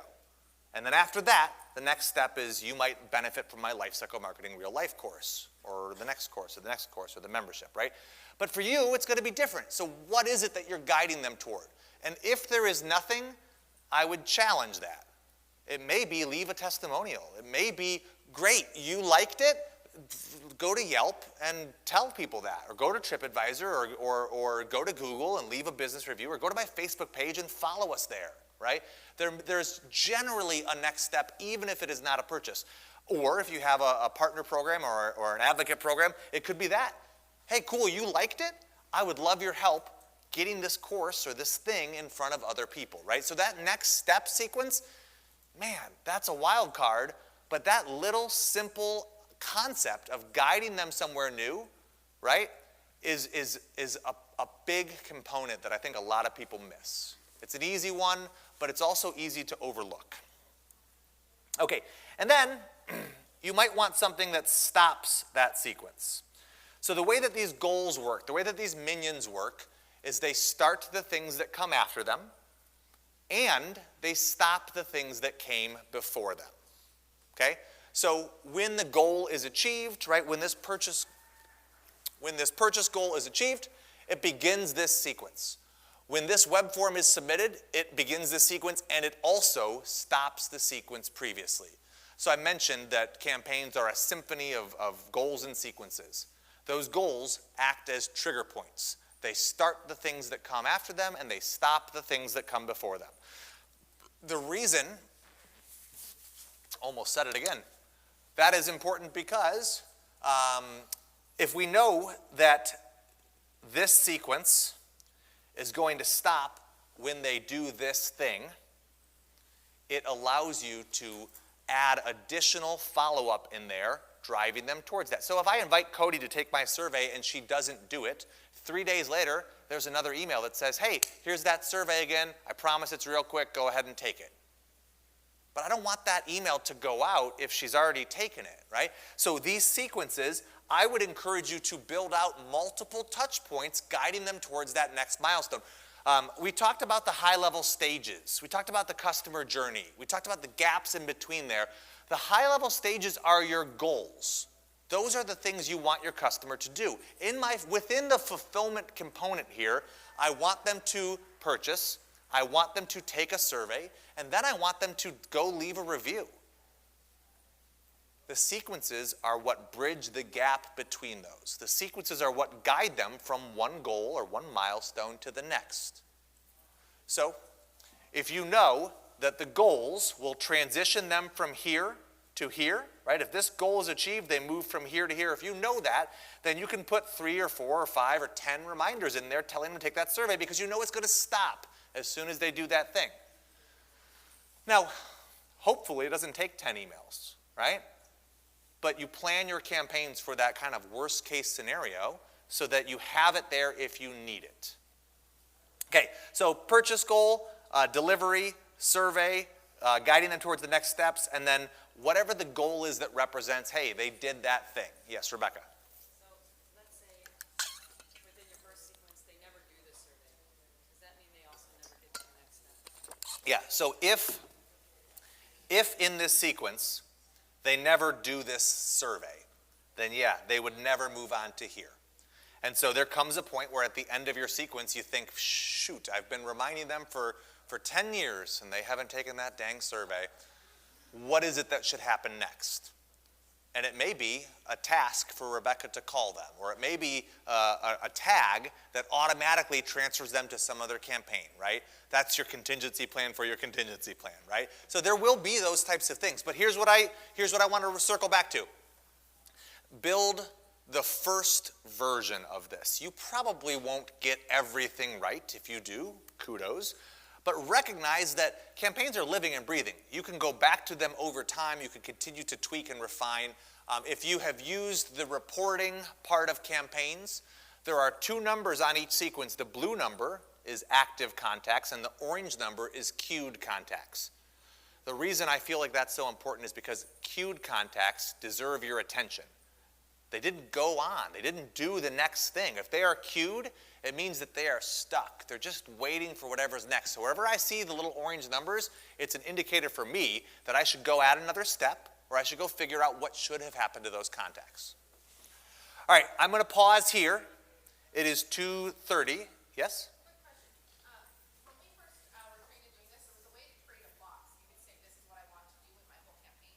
How can I do that where like I can 3 times? Okay, on the very bottom over here, there's a notes section. Whoops. That notes section is just free-form text. It doesn't have any functional impact on the campaign. So you can put notes there for yourself of things that you want to do. You can leave notes to other users who may be accessing the same campaign. Here's what I built. Here's what hasn't been built. An important feature for these notes is that they can also support HTML. So if you have an image you need to embed, or a training video, or if you want to add something fancier, or if you just want to make the text a little easier to read, these notes do support HTML. Okay. All right, I'm going to put a half-hour timer up on the screen. I'm going to put 30 minutes here, and what I'd like you to do is start to fill in those gaps. What is your fulfillment, right? What is the next step that we're guiding them toward, right? What should it be? What needs to go there? And start to personalize that. Where are my helpers again? Brian, Mallory, Michael, Josh, Brett, raise your hands. Okay, if you need something, grab one of these guys and gals. Okay, thanks.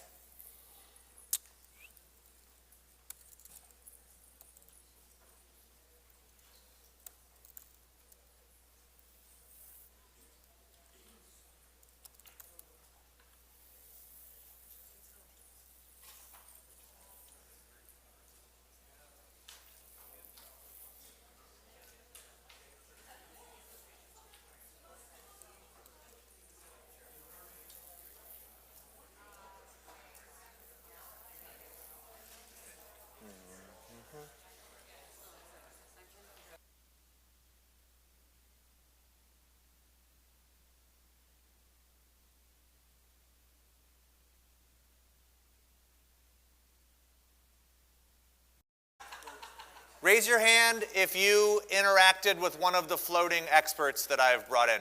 Can we give them just a quick round of applause?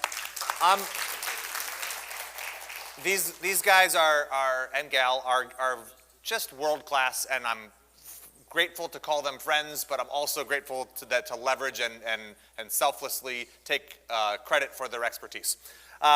Okay, so what you should have built should resemble something like this.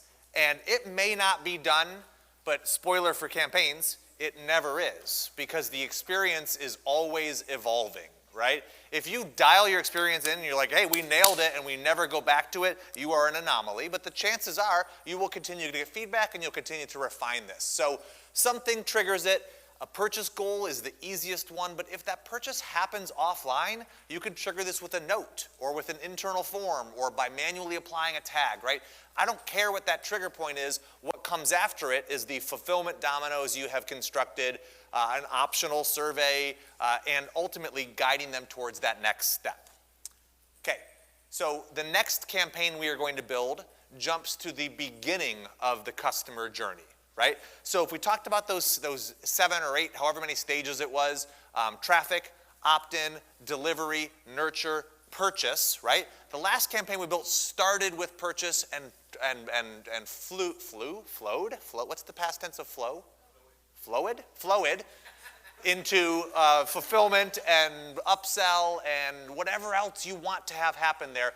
The point of this isn't necessarily to copy what I've got. It's to force you to think through what it should be right? And ultimately uncover what the reality is, and the gap between there is where you go to work. The difference between what your current reality is and what it ideally would be is where you go to work. So now we're jumping to the beginning of that equation, which is the lead gen mechanism. So the question I have for you in terms of planning what we are about to build is like, gosh, English is tough. What we're about to build is, what is it that you are offering, right? It could be a typical lead magnet. I have a handful of ebooks. It could be a free trial or a free sample. It could be a consultation or a quote. But like, what is it that you would give someone who is just at the very forefront of their relationship with you to help them understand what it is that you do? It could be a product slick or a PDF offering. Is everyone picturing something? Is there something already that you have created or something you could create? Anyone not have that visualized? Anyone just like, yeah, I don't have anything like that at all, okay? What's your business, or what's the industry? A marketing agency, okay? And who do you serve? Small to medium-sized businesses over 7 to 5 Great. Do you have an FAQ page of any kind? Okay, so take the things that are on your FAQ page and turn it into a mini series, either a video course, 3 YouTube videos in a row, or just honestly, 3 emails in a row would be the first version of that, addressing 3 of the most common questions that people have when they work with you, right? Rather than just having them go to your website and consume them there, put it in a more digestible format, drip to them over time with common questions and maybe customer testimonials throughout it, okay? Anyone else not have a lead magnet in mind? Yes? Short-term rentals, okay? So, but you serve 2 different audiences. You have the people who are actually renting, and then you also have proprietors who rent out their spaces. Is that fair? Don't you have courses for Airbnb owners? Different business. Okay. So for short-term renters, what I might do is like, hey, you're considering rentals, right? Or in a specific area. Here are tips for this region, or a video tour, right? Opt in to like see the space or to experience it with one of those fancy 3D pictures that you can click and drag around, and they have me moving my phone like a fool at the office, right? Okay, so something like that. But like, if you don't know what to offer, ask your clients. What would have made this easier? Hey, you're a happy client. I'm glad you stayed here. What could I have given you? What were you worried about? What were your concerns up front? And use their feedback. Use the things that they would have liked to find the next version of that person. Okay. And then here's what I'd like you to do. Think about that free thing and what you want them to do after it. So become a customer or rent or whatever the thing is that they're ultimately going to do, and figure out, are they aligned? Is there a clear path? Here's an example. I offer an ebook on the tools that MonkeyPod uses, right? It's the softwares like Demio and Lead Pages and things that I rely on regularly. When I built that, it was because I had a lot of people asking me what tools that I use. But as I constructed the campaign, I realized the type of people that are curious what tools I use aren't necessarily going to want an Infusionsoft training course afterwards. There was a disconnect between my offering. I still offer that because I think it is valuable, but the marketer in me knows the leads who come through this channel, they don't become MonkeyPod customers at the same rate, right? So the reason I'm just sharing that is because I've built opt-ins that I'm like, wait, I'm collecting leads, but these aren't necessarily the leads that are naturally going to go down the path I want, right? I don't think I said that as clearly as possible. Did that make sense? Okay, so as you are building your lead magnet or thinking about it or designing it, make sure that there is alignment in terms of the path you want them to be on. All right, so this is what we are about to build. I fixed my slide deck while you guys were all building stuff. This is about, or what we're about to build. It starts with an opt-in, okay? It takes them to the delivery of that free thing. So, hey, you're opting in.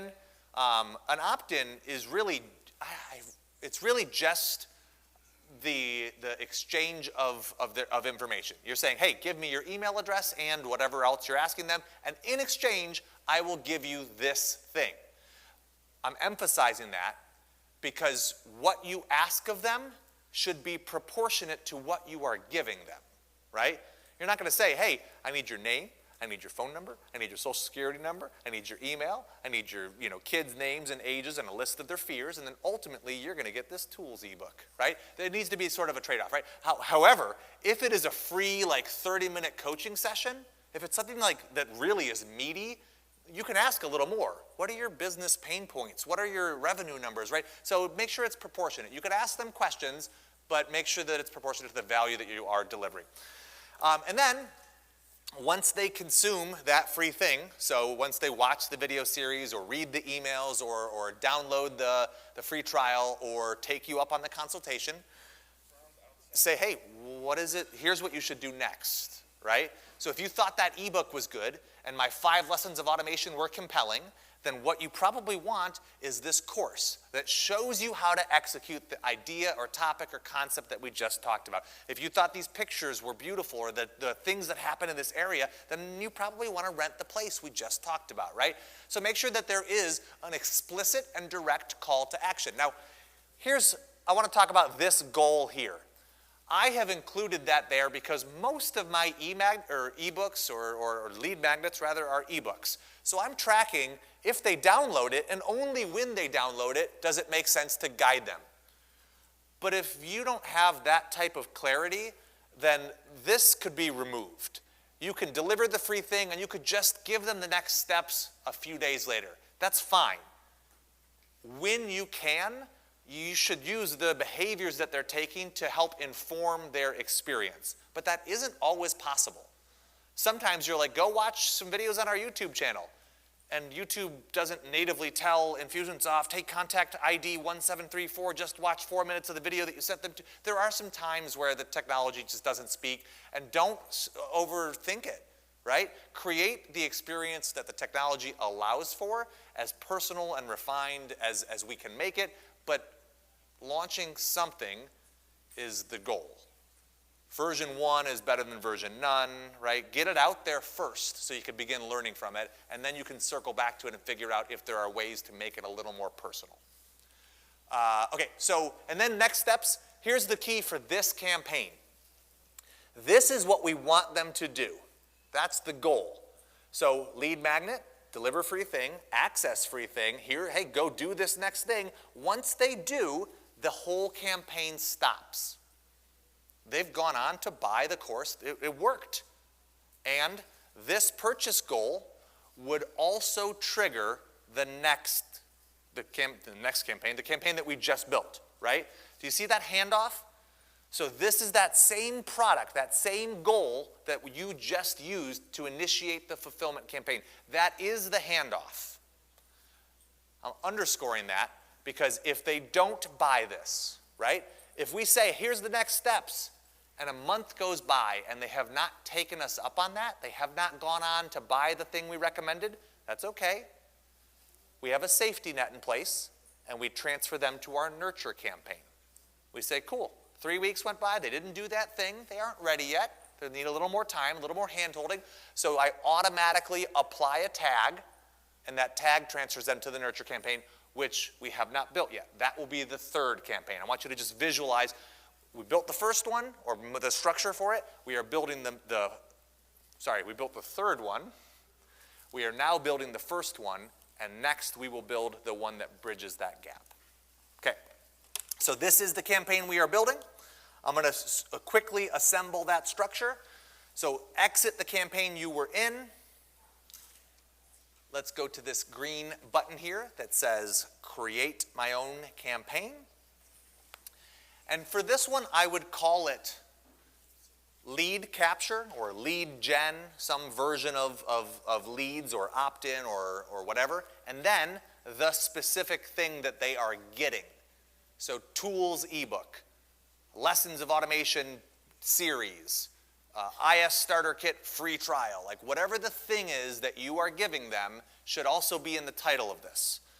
I think that's important to name your campaigns so that there isn't a whole lot of mystery, because not only may you at some point have other people working in your account and you want it to make sense to them, but I can't tell you how many times future Greg has been stumped by past Greg who thought this acronym would make sense forever and it didn't, okay? So let's go lead gen, and I'll call this lessons of automation, okay? And I put this into my, no surprise here, lead gen category. You may notice that my categories align with those stages, traffic, lead gen, nurture, sales, etc. Okay, so you get another brand new blank campaign builder canvas. You begin left to right. I'm going to bring out the Infusionsoft landing page builder icon. The reason I'm doing that is because you all should have access to that tool. I also want to acknowledge that the Infusionsoft landing page builder, it has its own learning curve. It has its own set of intricacies, okay? So if you prefer to use ClickFunnels or Unbounce or lead pages, or you just build on a WordPress site and put a form in there, you don't have to use this landing page builder. But if you've arrived today and you don't have a website or access to any other tools in the world, you can build using this landing page builder. So this would be my lessons of automation opt-in, okay? So again, don't be too clever with your naming. I just call it what it is. And the reason the first thing I do is rename these icons is because each icon has a default text. And if you get into the habit of not changing those, there are a lot of reports that use the names of these icons. And if they're all using the default text, the reports become very difficult to use. So my best practice is as soon as you add something to your campaign canvas, just immediately rename it so that no matter what, it's always referencing that unique interaction. Okay, so lessons of automation opt-in, and then connect it to the sequence, deliver lessons of automation, and that's actually an ebook. It used to be, fun fact, it used to be a series of emails. Now it's an ebook. And then I want to track, hey, did they download it, right? Downloaded ebook. Here's an example. Downloading it's great. I would love to follow up with them if I knew that they had read it. But technology and Infusionsoft and technology at large doesn't allow me to say, hey, did their eyeballs cross each line? Have they scrolled to page 12 and only, moved them on? So the closest I could get is did they download it, right? That's the closest I can get is, I know that I delivered it, and I'm going to actually remind them a couple of times until they download it. But once they download it, I'm going to move them into a sequence that follows up with them. So follow up with them and guides them towards what I want them to do next, which in this case is buy the IS starter kit. And we talked about this just a little bit. You need to have a contingency plan. So ideally, everyone who comes through here will jump straight to this goal, but if they don't, I want to make sure that they are transferred. Whoops. Are there 2 F's in transferred? Probably. Is there an S in transferred? Is there 1 F? Transferred. Here's a fun fact. Anyone do any presenting or public speaking? A couple people. You guys can know this, but for those of you who don't, as soon as people can see your screen, your hands forget how to type. It's bizarre. It's a proven scientific phenomenon. It's like, it's just mashing the keyboard now. Transferred to nurture. Okay, so this is that campaign structure. I think I nailed it. Sure did. In this first sequence, deliver lessons of automation, right? So they get into the sequence by doing what? By opting in, okay? So as soon as they get into this sequence, the minions are like, cool, they just opted in. What should I do there? Come on, this is a softball. You gotta give them something. Give them the thing they asked for. That's it. Follow up on the expectation that you set. So if I know that the only way to get into this sequence is by requesting that ebook, by opting in here, then the first thing that I should do in this sequence is give them the ebook. Hey, here it is. Now, that is the first thing the customer sees. You may want to do a couple of internal things. Here, let's try that again. Here's a little pro tip for you. As you are adding things to your campaign, if you want to bisect the line, you can. You just have to wait for that line to light up. See my little cursor there? And then it jumps right into the middle of that line. So you don't have to delete it, add it, reconnect, yeah. Saves you a little step if you get pretty good at it. So here I would, maybe tag them with requested 6 tips, or requested ebook, or requested video tour, or requested whatever it is, right? Here's another one I like. Do you guys use notes at all? Raise your hand if you use notes habitually or regularly. Cool. I encourage people to add notes for each of those milestones. So opted in, downloaded, requested, or requested, then downloaded, then nurtured, then bought. The reason I like notes is because there is a section on the contact record where the notes pile up chronologically.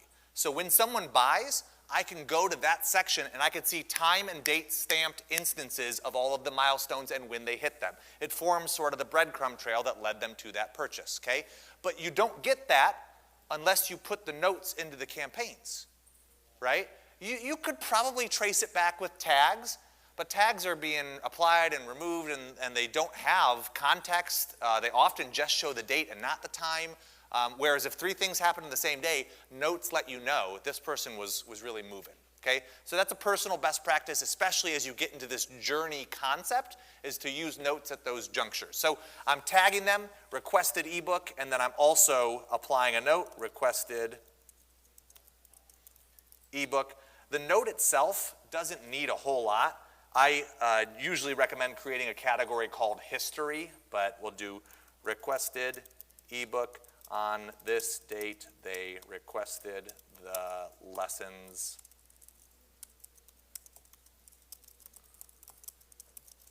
Now, if this is a super important thing, right? If they requested a quote or watched the entirety of your 2-hour demo video, you could also notify someone that this has taken place. But you don't necessarily need to do that.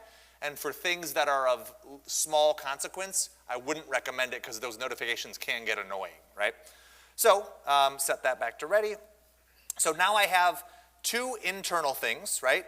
Tags and notes being applied. They don't know that that has happened. That's simply administrative, right? It's just an internal thing for to make future Greg happy. And then I deliver the thing. And here's another pro tip for you. So if I know that this sequence is going to stop when they download the ebook, I know that this sequence will stop when they download the ebook. It gives me permission and confidence to send them the ebook more than once, right? Because if they request it, they're probably interested in it. But maybe they don't have time to access it right away. So they get the email, they're like, cool, I will get to that. But if they don't download it, and 3 days go by, you can show back up and say, here's that ebook again, right? Here's that thing that you asked for that I know you are interested in and haven't yet had time to do it. Now, here's what I would not do. I would not say, 3 days ago I sent you this ebook, and I know you haven't downloaded it yet because my fancy pants automation is tracking. Yeah, but just show up and be convenient. Cool, hey, here's that ebook again. I wanted to make sure you had it at the top of your inbox just in case you were still interested. Whatever, right? They don't have to know that they're getting that email because they didn't download it the first time. I guess that's my point. And then, if you like, you can nudge them a 3rd time or a 4th time or change the topic and say, cool, you requested that ebook. Clearly, it's not what you want. How can I help you? Lisa, Laura, Beth, Kelly, nailed it. Sorry to be so obvious, but hit this home for me. I've always been so confused by green flags and green arrows and blue flags because I've had campaigns stop entirely when I've had the damn blue flag on it. But what you're saying is we don't need decision diamonds in a sequence to say they downloaded, so do this. It's just going to stop automatically when they do the first thing. Yes. So her question was about this particular setting. When a goal is achieved, this sequence either stops immediately or runs until completed. 99 times out of 100, you want it to be stops immediately. Remember how I said the milestones are your goals, and the sequence's job is to get them from one to the next. So if each sequence fits between two goals, when they get to the goal on the other side, you no longer need that sequence. So what's happening here is they opt in and request that ebook. I give them the ebook. The minute that they download it, it moves them out of this sequence and into that one. So if they're in this sequence, I know they have done two things. If they're in this sequence, I know they have requested it and have not downloaded it. So if they're in here, that means all of my communication can speak to them using those two things. Hey, you requested this ebook. Awesome, here's that ebook, right? But the minute that they actually download it, I no longer need to encourage them to download it, so they automatically move out. Would it be helpful if I offered you a blog post that covers those specific settings and circumstances under which you'd want both? Sure. Okay. You can finish your thought. I was just being coy. I just thought that it would have been a goal achieved within the email that says download your ebook, and you create a goal on the link to download, not that little arrow guy. Right, so this goal is listening for a link to be clicked from this email. Yes, so I haven't actually configured these emails, but let's jump into one. You don't need to follow along for this part. And let's add subject line. And let's make one of these a link or add a button here, okay? And that button will be our download ebook. And then we will link to, I wonder if I have a file in here. Perfect, that'll work. Okay, so this email, right, is in this sequence. When I go to configure this goal, the minion says, hey, I know what I'm doing. I'm listening for someone to click a link. That's because of this little icon here. So when I double click it, it looks at the sequence immediately prior to it, or any sequence that is directly connected to it, and it says, cool, Greg, I will track for a link, but which link do you want me to watch? And so it says, hey, in this email, 0 of 1 links are selected.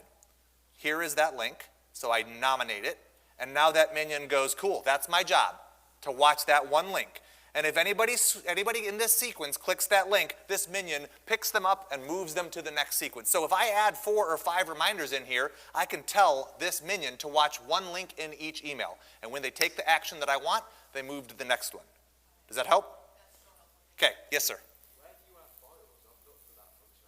Let's chat about that at the break. Yeah, somewhere on the MonkeyPod marketing blog, I have a little search bar here, and I have it's runs until completed. No thanks. Runs until completed. There's a blog post about that specific setting. The runs until completed sequence setting, stops immediately, runs until completed. I would check that out. There are, like I said, 99 times out of 100, you want the sequence to stop because it is guiding them towards the next step. So as soon as they do that next step, that sequence is largely redundant. It's like, cool, they've done the thing we wanted them to do. We don't need to tell them to do that anymore. But there are some, like the delivery of a product would be an example. You need that to finish delivering if it's done over time. So there are some circumstances where you might want it to continue running, and this blog post digs into it a little bit. Okay, so once they download it, you move them into here. At this point, we know that they have done we know 2 things about them. We know 3 things about them. The only way to get into this sequence is if they request the ebook and download it. We know both those things are true.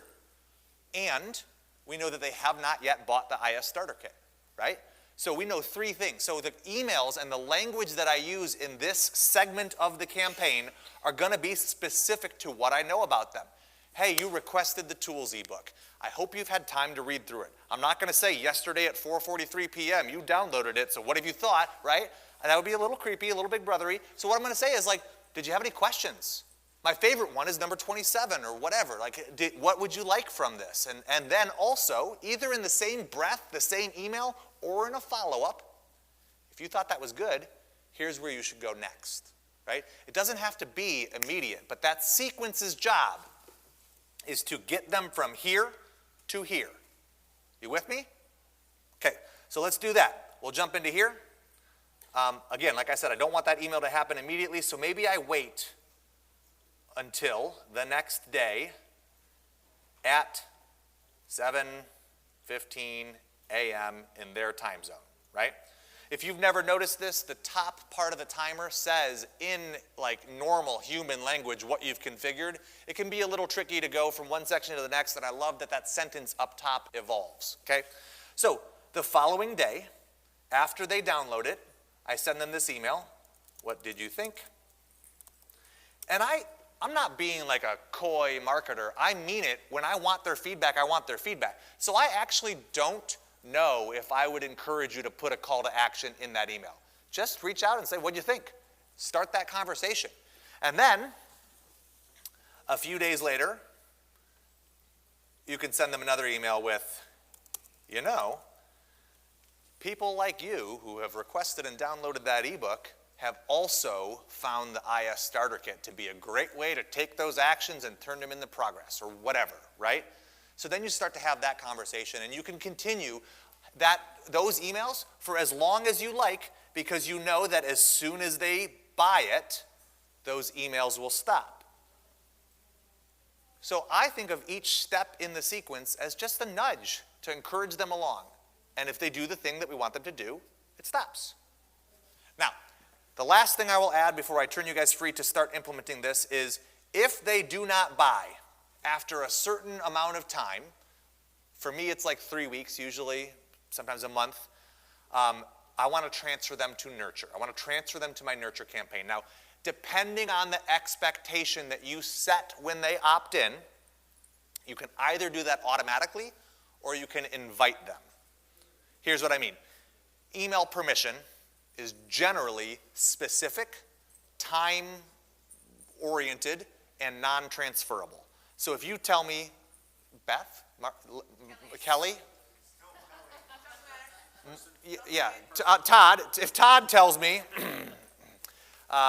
if you tell me that you want my ebook, the permission you have given me is to send you this ebook. It's not to email you for the rest of your life until you change your email address, move, or pass away, right? It is just that you want this ebook. So when you are setting up your lead magnet, be careful and strategic about the expectation that you are setting, because it informs the rest of that relationship. How many of you have been on an email list where you're like, this was not what I wanted from this restaurant or hotel, and they're following up with you like years later. You're like, I was in Kona once. Why am I still, yeah. We've all been there. So set the right expectation and put yourself in the customer's shoes, right? Like, it's not fun for people to email you just because they have your email address. And for your brand, it can actually be really detrimental to be in front of them when they don't want you in front of them. So what I like to say is like, hey, I'm going to give you this thing, and I'll follow up with you to see how you thought about it. And then at the end, I say, cool, you got that thing. This is the last email I'm going to send you about that. However, I've got a boatload of these types of resources. If this was your jam, click this button, and I'll stay in touch with you and send you stuff that I think is valuable. And most people take me up on it. But the people who don't probably weren't the right fit for me anyway. So if they buy, they move on. The purchase itself is consent for the fulfillment of that course. But if they don't buy, they get transferred to my Nurture campaign when they elect that. Here's why I'm kind of dancing around this. If at your opt-in you can say, get this ebook, and we will occasionally send you valuable updates that we think will build on the information delivered here, right? If you want to bake that into the expectation, you can. And then you could transfer them directly to the Nurture. But there's some risk. The more you imply or infer, the margin of error that they're not reading that or not seeing that goes up, and then the likelihood that they'll be frustrated that you're still emailing them goes up. So I actually like to ask for permission each step of the way to make sure that it is what they want. And yeah, guess what? Fewer people make it all the way through because a lot of times they stop or lose interest, but what happens is I get 47% open rate on my emails because every stage of the way, it's people who have said, yeah, that is what I want, right? So it's a game, right? I get fewer people who do more. And if you want to cast a much broader net, you can bake that permission in up front. That's all I really want to say about that. That's going to be kind of a company by company decision. So in this sequence, at the end of it, after X amount of time, 3 weeks, 4 weeks, 6 years, whatever, you can either send an email that says, hey, do you want to move to my nurture sequence? And then if they click the button, it tags them. Or if you have baked in that assumption, you can apply a tag automatically that achieves this goal, pulls them out of this campaign, and in the next campaign we build, it will begin with that tag. You guys clear on the options? You can either do it automatically or you can invite them to do it. I think I have an example.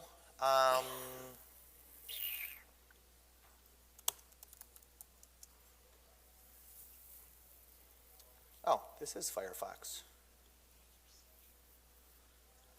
Pen Pal? Yes. Okay, so here is the page I built that people click when they tell me they want to stay in touch with me. I have it load real slowly to make sure they actually want it. The language in the email says like, hey, I have a bunch of stuff like this. I have a bunch of blog posts, I have a bunch of content, and I would like to send it to you, but I respect your inbox too much to just start doing that. So if you want, click this button and we will stay in touch. It's sort of like us being pen pals, except for I do all the work. So then they see this page, hey, success, thanks for that. Consider us pen pals now. Or just consider us entrepreneurs who want to stay in touch and continue to make each other's lives easier. And then in the meantime, you know anyone else who should check out MonkeyPod? There's a quote there and a link to the blog. That's it. This page doesn't do a whole lot. But if I want them to click a link, it has to take them somewhere.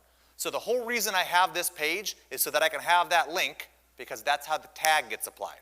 I need to give them something to click. This is the page that they happen to see.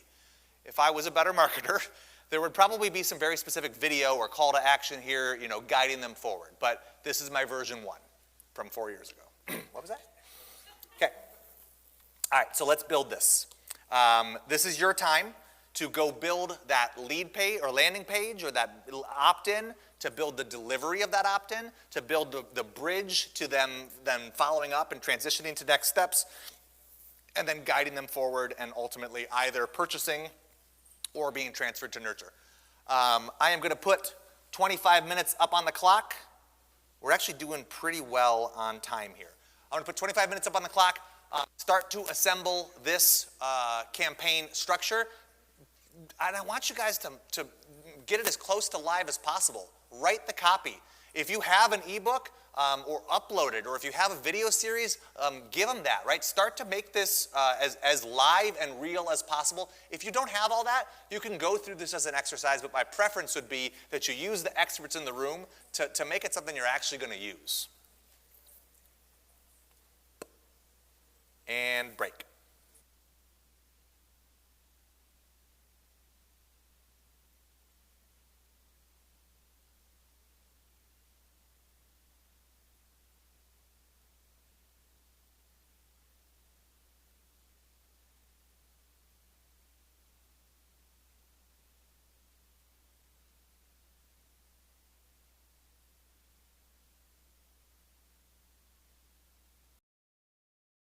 Okay, test, test, mic check, mic check. We are in the home stretch, party people. We are almost there. I get it.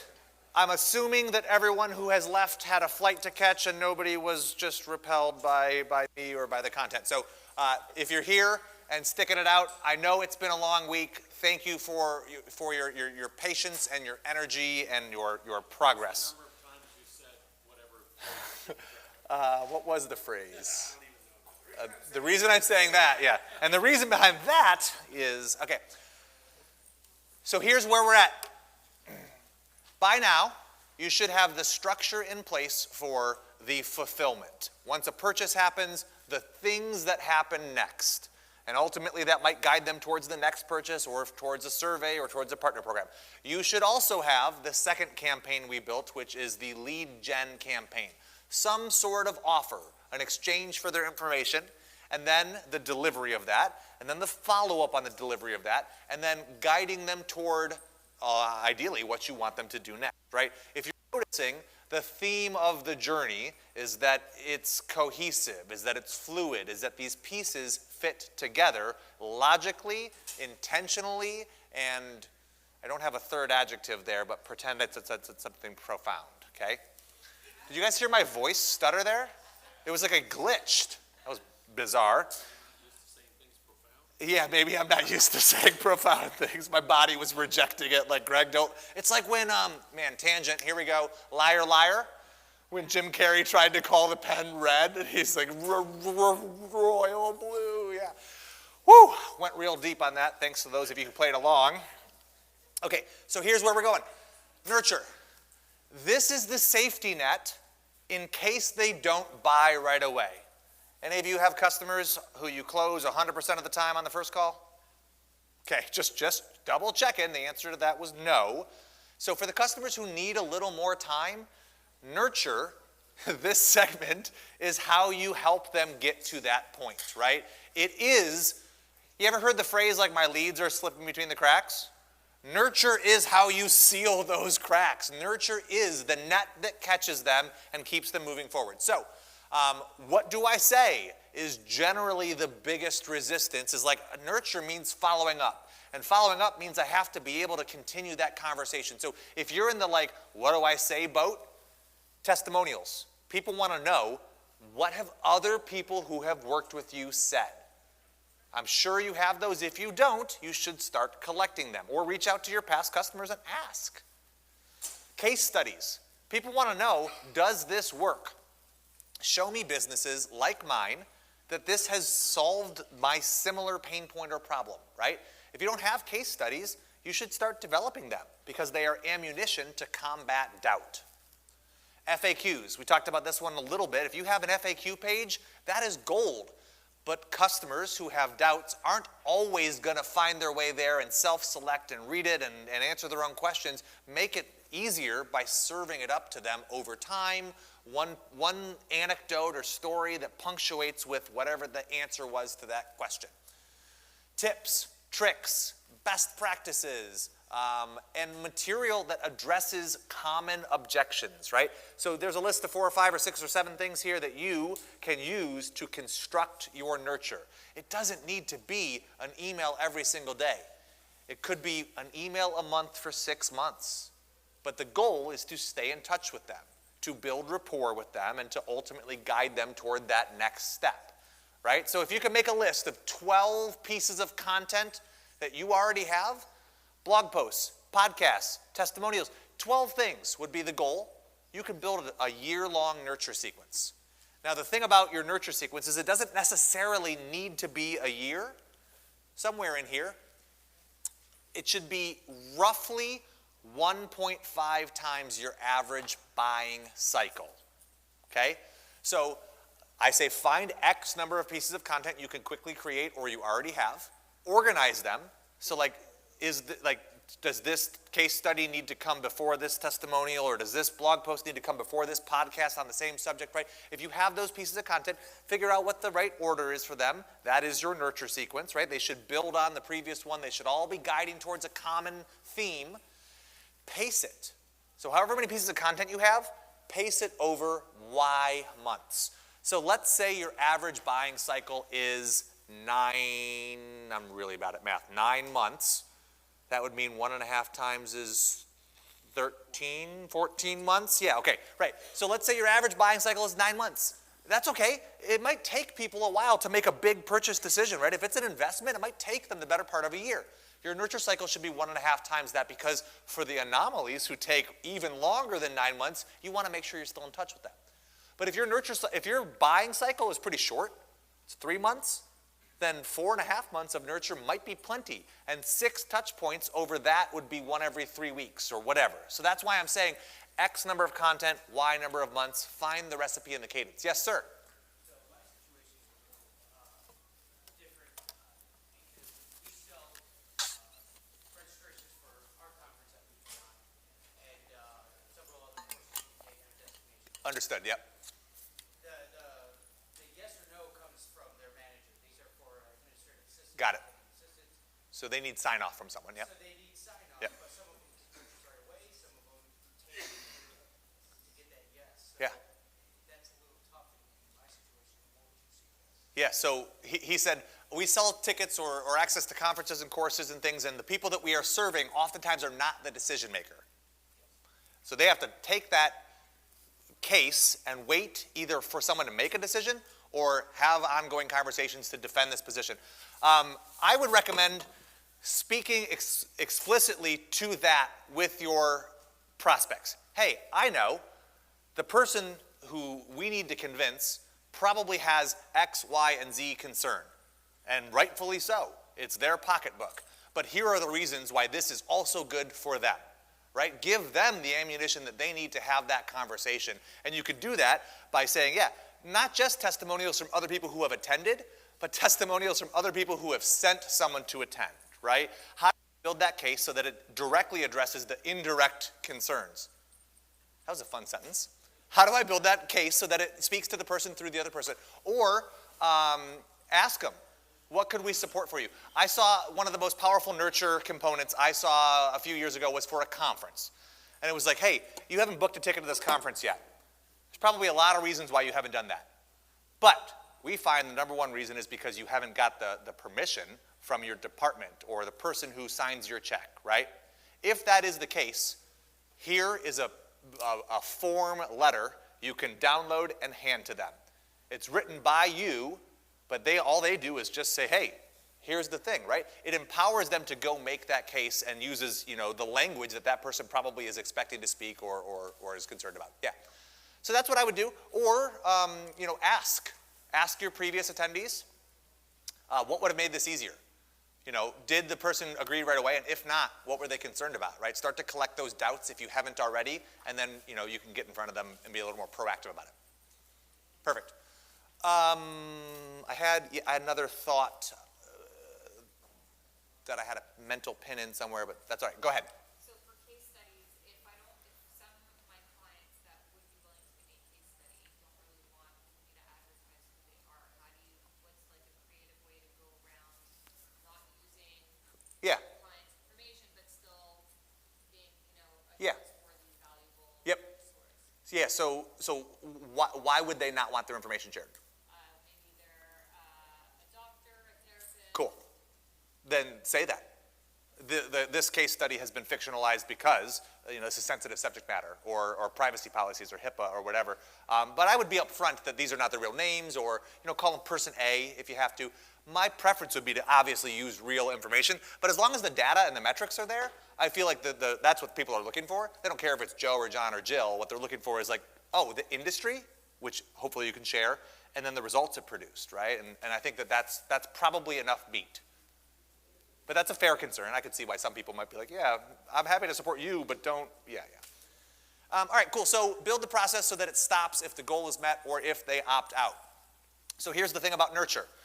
A couple best practices for you. If you send an email every week, are you ready to buy yet? Are you ready to buy yet? Are you ready to buy yet? It's not nurture. Turns out that's just annoying. But if you send an email every week that says, one of the common questions I get is like, how often should I follow up, right? Let me ask you this, Billy. If I show up at your doorstep every single day and I hand you a $100 bill, are you going to get mad about it? No. But if I show up at your doorstep every single day and I ask for something, that's probably going to wear on you pretty soon. So with your nurture, obviously you're not giving them money, but you can give them something. And you should be making their life better. And if the nurture is genuinely valuable, then you can follow up as often as is pertinent, right? The frequency with which you contact your prospects should be proportionate to the value you are providing. It's that simple. If that's once a week, great. I have a lot of content. I send a lot of emails, but I do believe it all to be valuable. And I invite people to tell me when it's not. Now, if you are like, hey, I've only got 6 things, that's okay. Pace them out so that it makes sense. But just bugging people to buy isn't really going to get what we're after. I hear you, top of mind, all that, but like, try to lead with value. I've got an ebook on nurture. It is monkeypodmarketing.com/nurture, or if you have my business card, send me an email and I'll just send it to you. It walks through 11 questions some of these, but a few more that you should ask as you are crafting your nurture sequence, right? To sort of help guide and shape that. So if you're interested, monkeypodmarketing.com/nurture. Oh, it's on the slide, yeah. How much effort do you put in creating content which is going to nurture them? Meaning it's like a trade-off, right? Yeah, Effort, going in, and also after a certain time, it's like you got there 70-80% of the way. yeah, It's not more, and they don't really need that. yes. What is good enough? Yeah, John said, what is good enough? How do I know when I've got my nurture or when I need to continue to add to it? So something is better than nothing, right? Start with version 1, and I actually continue to add to it over time. I mentioned earlier my nurture process is like 7 years. I don't think it is, but I have no idea how long it is because I am continually adding and refining it, right? 1.5 times the average buying cycle is a suggestion, but if they want to stick around, if they're getting value from the nurture sequence, who am I to cut them off? At some point, I'd like them to buy, but the goal is to maintain and facilitate that relationship. Now, I will say this. How much effort should I put into creating content? Depends on how much you value those relationships, right? If most of your customers convert right away, then your nurture may not require a lot of you because that's the minority of your prospects. But if you find that you're only converting 5% of your prospects, that means that 95 are going into something. And if the bulk of them are going into something, then I would spend a bulk of my energy there. I will also say this. That was nice. Because there are going to be some people who will never buy. John, I said I would say this. Yes, of course there will be people who never buy. That is the last process here, is I give them the choice. Hey, if your needs have changed, if this is not for you, click this one and I'll stop bugging you, right? I showed you the pen pal page that gets them into this process. I also give them, I think I have it.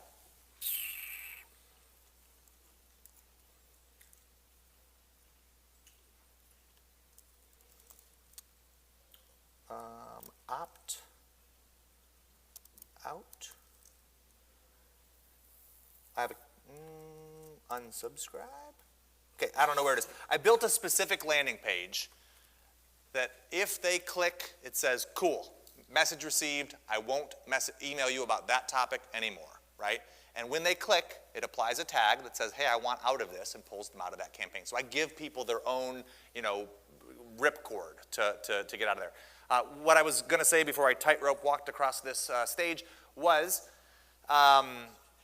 you can repurpose content you have already created. I hear your question, how much effort should go into it? Yeah, it does take effort, but probably not what you're thinking. You don't have to write a new nurture email every week. If you have been on podcasts or have blogged or you have a YouTube channel or you have testimonials, right? Or you have an FAQ page on your website with content there, you can repurpose this stuff in a lot of different ways to get it in front of people and to form your nurture process. It shouldn't be, well, I got to block off the next 3 months to get this bad boy ready. A lot of it, I hope, is already out there. And it's just a matter of acknowledging, hey, this was good. And if it wasn't super time sensitive, you can use that podcast over and over again. I did one 2 years ago. It was like an interview about like the monkey pod origin and backstory, and I still go back to that because I don't think I've ever told that story as well as on that podcast. But it's because that story hasn't changed, right? If I was talking about like current industry trends 2 years ago, I might not have changed my opinion, but my backstory hasn't changed. Okay, so some effort, but it has to start somewhere, and also give yourself permission to improve it over time. We're almost there, guys. You're doing great. And you too, Greg. Thanks. Respect. You're doing awesome, Greg. Okay, so this is the campaign we're building. It is dead simple.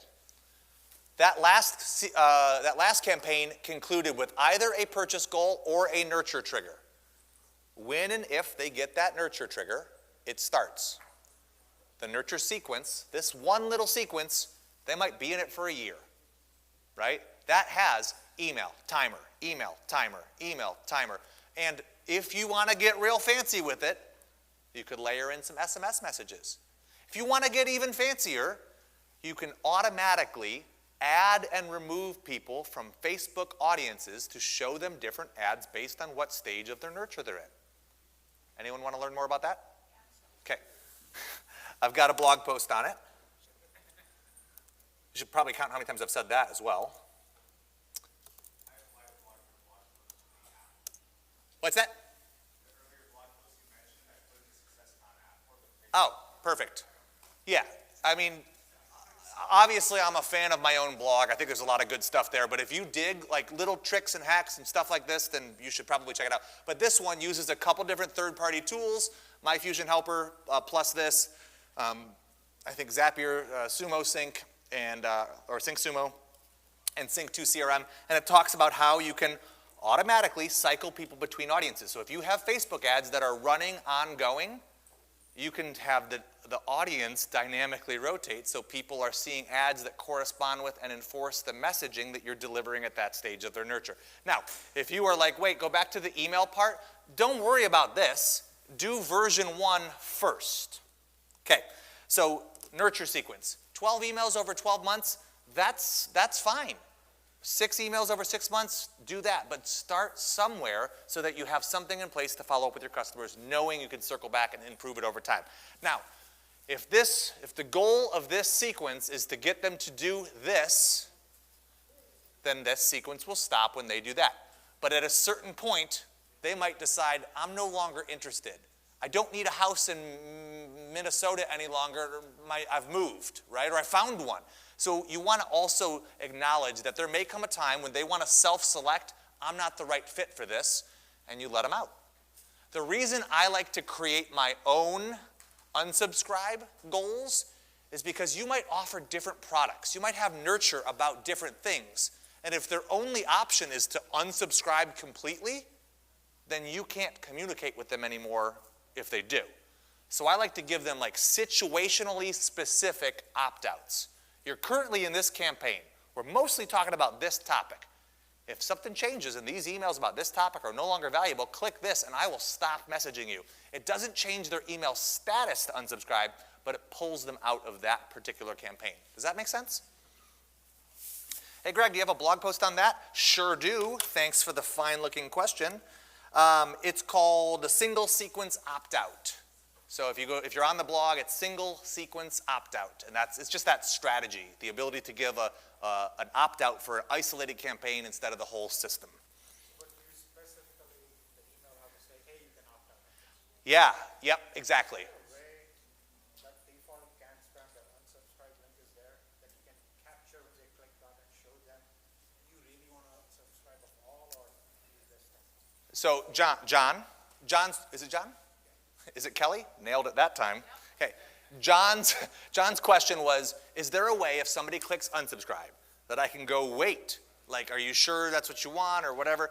Not really. The unsubscribe function is not as flexible as most of the other parts. So what I do is in the footer of the email, I have a sentence that says, hey, want to stop receiving emails on this topic?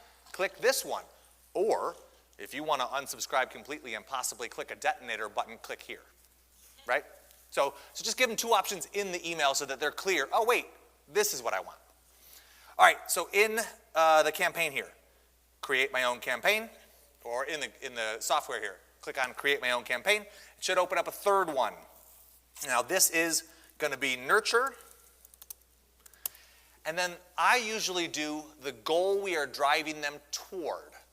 So if the goal of this is to nurture them towards buying my IS starter kit, then all of the content in this campaign is going to be around why this particular course or this particular purchase is so valuable. So nurture, IS, starter kit, I have a nurture category, and then click save. It begins with a tag goal. Did you guys see that? I just stepped around my podium to look at the screen as if it was going to be any different than it's been a long week. All right, so rename the goal immediately. Nurture, trigger, tag, applied. And this minion, as I set up this goal, is going, all right, Greg, you want me to listen for a tag? I will listen for a tag. But hey, which tag would you like me to track? So down here I get to choose transfer to nurture. Okay, so when this tag is applied, this goal doesn't apply it. But when this tag is applied, the goal hears it and goes, cool, found one, brings them into this campaign. Sequence goes right after it. Nurture, experience, or nurture sequence, or whatever. And then we want to make sure this sequence stops if they buy the thing. And then also, I want to give them the ability to opt out. So, stop pestering me. And then that's it. This is the campaign. This is what it looks like. The reason this is like deceptively simple is because of this sequence. That sequence could be a week or a year or 10 years worth of content. That is going to be the most variable part of this campaign. And that is what we just spent most of the time discussing is like, is it testimonials? Is it case studies? Is it FAQs? What is it that's here? Is it value rich? Is it cohesively creating a compelling case for one call to action? Go buy this next thing. So in that sequence, you might actually consider starting it with a delay. Remember, people are coming into this from one of your lead gen campaigns. The way that they got into here was because they opted in for an ebook, they got the ebook, they were recommended to buy a course, and if they didn't buy the course, default track was, okay, well, let's transfer them to the nurture campaign. So if they've waited long enough, you could send them an email right away. But if you feel like, you know what, they just got in here, let's give them a little pause, you could pump the brakes and say, nurture email 1, case study, right? And that might be more specific, the ALU case study, right, or whatever one that is. And then you just rinse and repeat. Here are some best practices for the emails. Like if you have a rhythm that you want to establish, our nurture emails always come Monday at 1 p.m. That's great. That is a good way to establish expectations, to train your audience to look and listen for the content in a certain way, and I support that. I will also say that if you establish that type of a pattern, you create the opportunity to do what's called pattern interrupt. I email Monday at 1 p.m., Monday at 1 p.m., Monday at 1 p.m., and then one random email Thursday at 7:15 a.m., right? If you establish a pattern, that's good. You're training people to look for it, but it also gives you the ability to strategically disrupt that, and engagement goes up when you do that, okay? It's like when you start whispering, some people listen more closely. So I'm just saying if you want to build a pattern, cool, but consider if all of your emails are colorful and HTML, consider once in a while sending a plain text email. If all of your emails come from, your brand, consider once in a while sending the email from the CEO. It's just little things you can do to disrupt and mix up the messaging. But if all you do is disrupt, then you have no pattern. So you have to establish the pattern first. Okay, so nurture or email, delay, email, delay, rinse, repeat for as long as you have content. And then continue to build this over time. I would recommend, Cody and I talked about this in February, is like figuring out what that looks like and then proactively decide where the content that will continue to populate this is going to come from.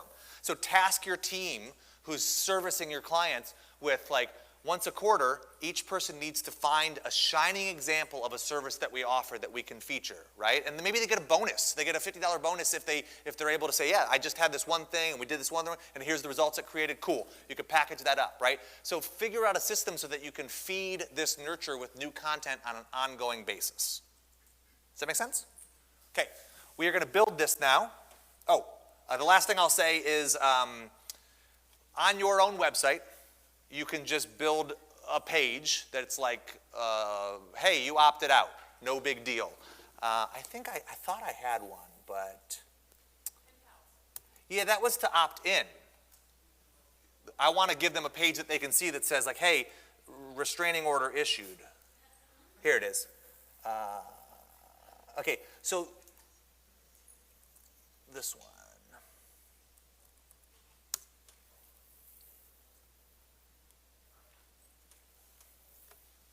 Yeah, so I have some nurture content for like my partner program. If you are a MonkeyPod referral partner, I email you. Hey, here are those links again.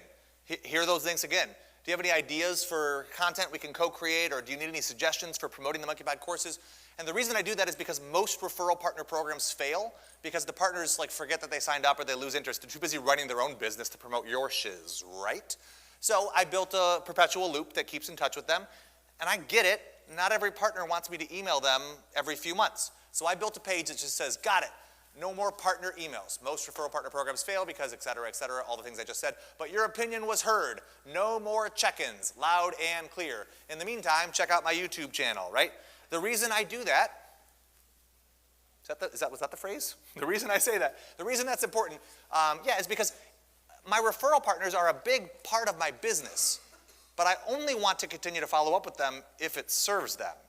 And if I don't give them an option to pull themselves out of this campaign, then they're going to end up unsubscribing because, you know what, Greg just sends those links over and over. And don't get me wrong, I package it up a little differently. There's some value there as well. But so this is my individual opt-out for this particular campaign. There's a nurture program for my partners, and this allows them to self-select, I don't want it. The way that would look in Infusionsoft is saying in like the footer of an email, this is for you, John, here's all of your content, thanks so much, and then right before the unsubscribe link, I would say, or if you have had enough of this, click and I'll leave you be. You guys, I can't leave the typo. Okay. Click here and I'll leave you be. Make that a link. Pop that URL in. And then this is the key. When they click that link, I also need to instruct Infusionsoft to apply a tag. So this would be the stop partner emails, or stop nurture emails, rather. And yep, this would be like a trigger tag or a functional tag because it's doing something. I'm creating it and it's done. So you include this in each of your emails or in every other email or every third email or whatever, and then they have the options. Cool. If you've had enough of this, click here and I will leave you be. There it is. And then over here you can say, or if you hate value, good times, and puppies,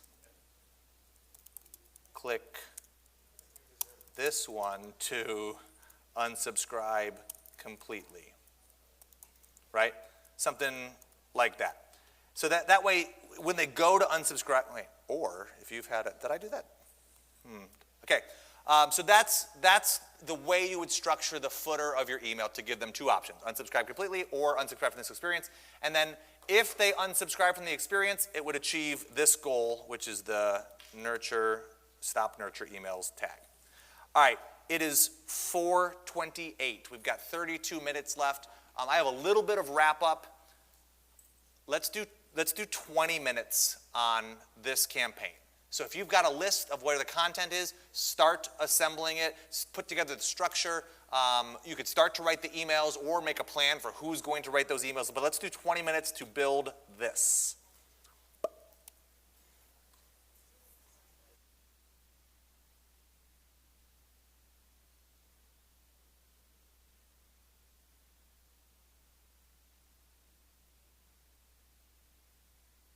All right, party people.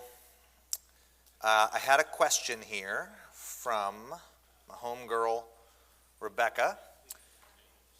She said, how do I tie the campaigns together, right? So what we have now is a fulfillment campaign.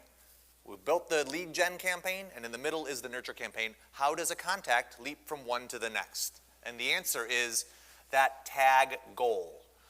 So when the tag goal is achieved, right, or when the tag is applied, it achieves every goal that is listening for that specific tag. Let's do this. Oops. Yeah, that's right. So this lead, which one is it? This lead gen campaign concludes with this transferred to nurture tag, right? So that same tag, when it's applied, pulls them out of this campaign and also starts this campaign, right? So it's the same tag. When you configure two goals identically, when that action occurs, it achieves all instances of that goal. So it stops the first campaign and then starts the next campaign. I think it was Daniel asked about how come I have broken this journey up into 3 campaigns, right? He said, my instinct would have been to just build it all the way through because it's the same journey, which is a great point, and there's nothing wrong with that. There are a few reasons why I prefer to break it up. If you build these individual module-like style campaigns, it makes it easier to copy and clone pieces that you've already built. It also allows you to reuse the same one. So I might have 5 or 6 lead gen campaigns that all feed into the same nurture campaign, and this consolidates them with that one tag. That's a lot harder to do if it's all on the same campaign canvas. And then, like from a functional perspective, if you have a team of users, breaking it up into individual campaigns means that 2 people can be working on, different campaigns, whereas if it's all in the same campaign canvas, they can't access it. It loads a little more slowly. So that's the reason I do it. But if it really serves you to have it all in the same place because you want to see the reporting all the way through, there's nothing wrong with that. Does that make sense? Great. Okay. We just built this, and this. And the composition of those things is the customer journey. I was chatting with Kelly about this, and I didn't remember your name. Steve. They both said kind things about this presentation and about their experience here, and thank you for that. I couldn't be more, I'm very, no. I want you to understand that, thank you, that journey is it. The reason that Infusionsoft works is to build journeys. And if you can take this concept home, if you can understand that journey is the reason for all of this, then you can build whatever you want. But when you walk around conferences like this, there's ideas, there's plugins, there's tools. It's really easy to get distracted, especially as entrepreneurs, to get distracted by all the bells and whistles and the features. But none of that matters until you have this.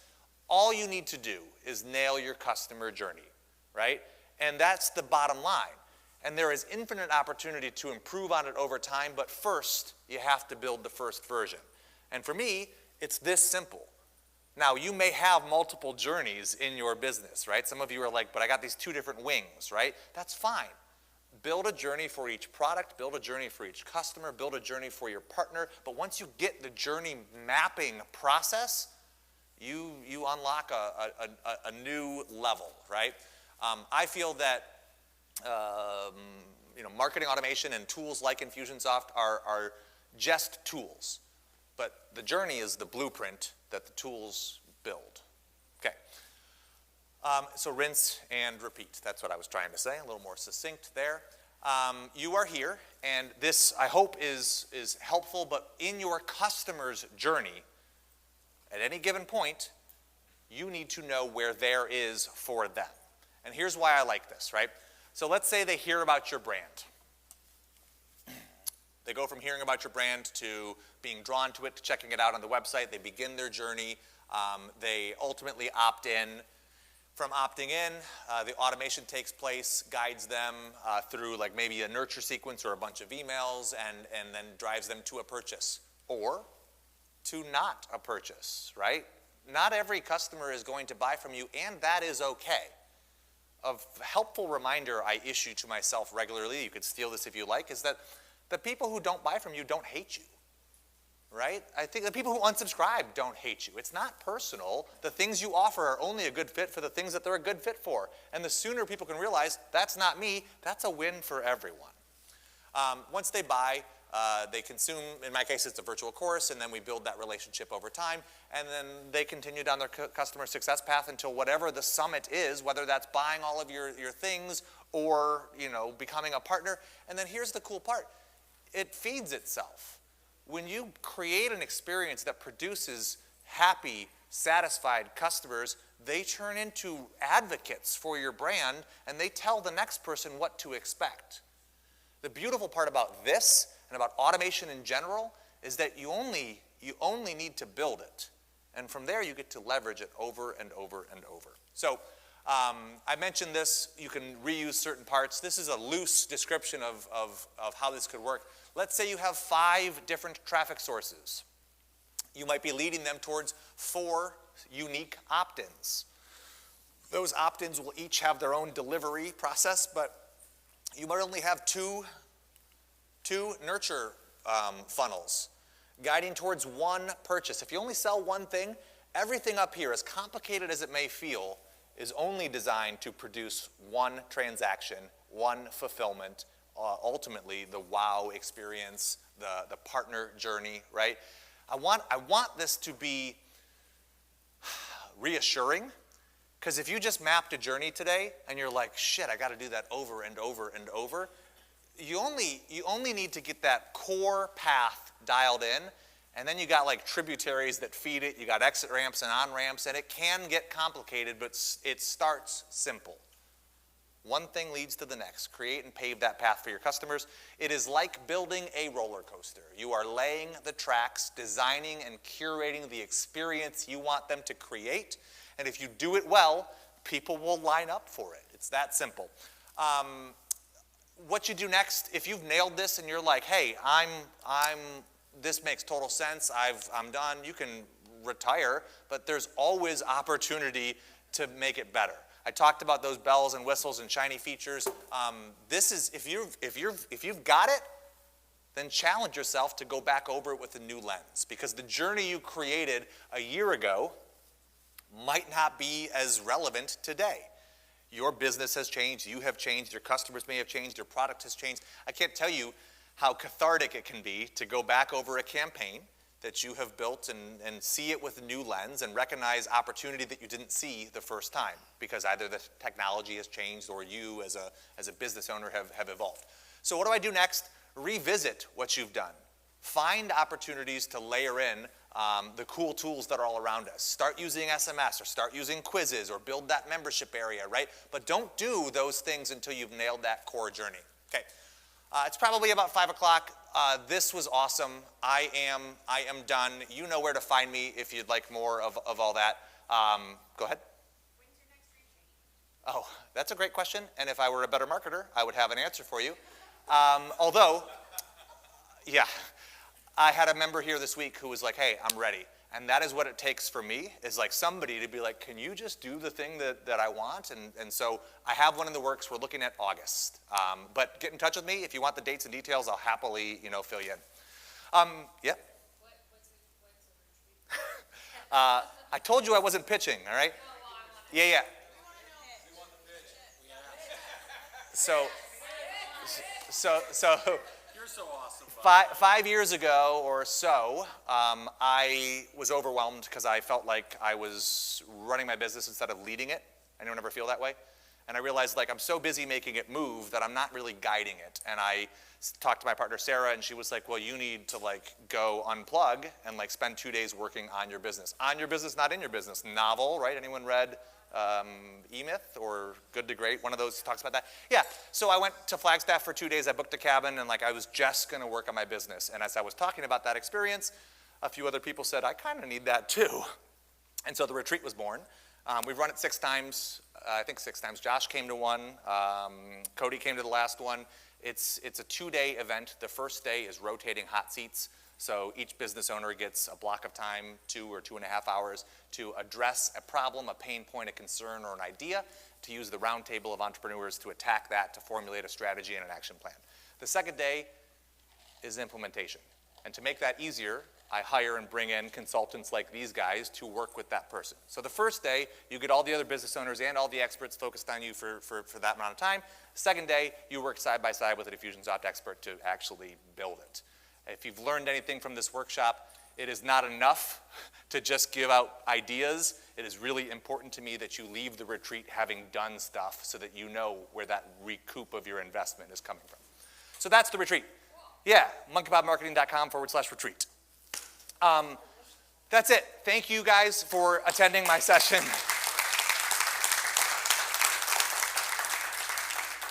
Thanks for being at SuccessCon, and thanks for running your businesses. Okay. Peace.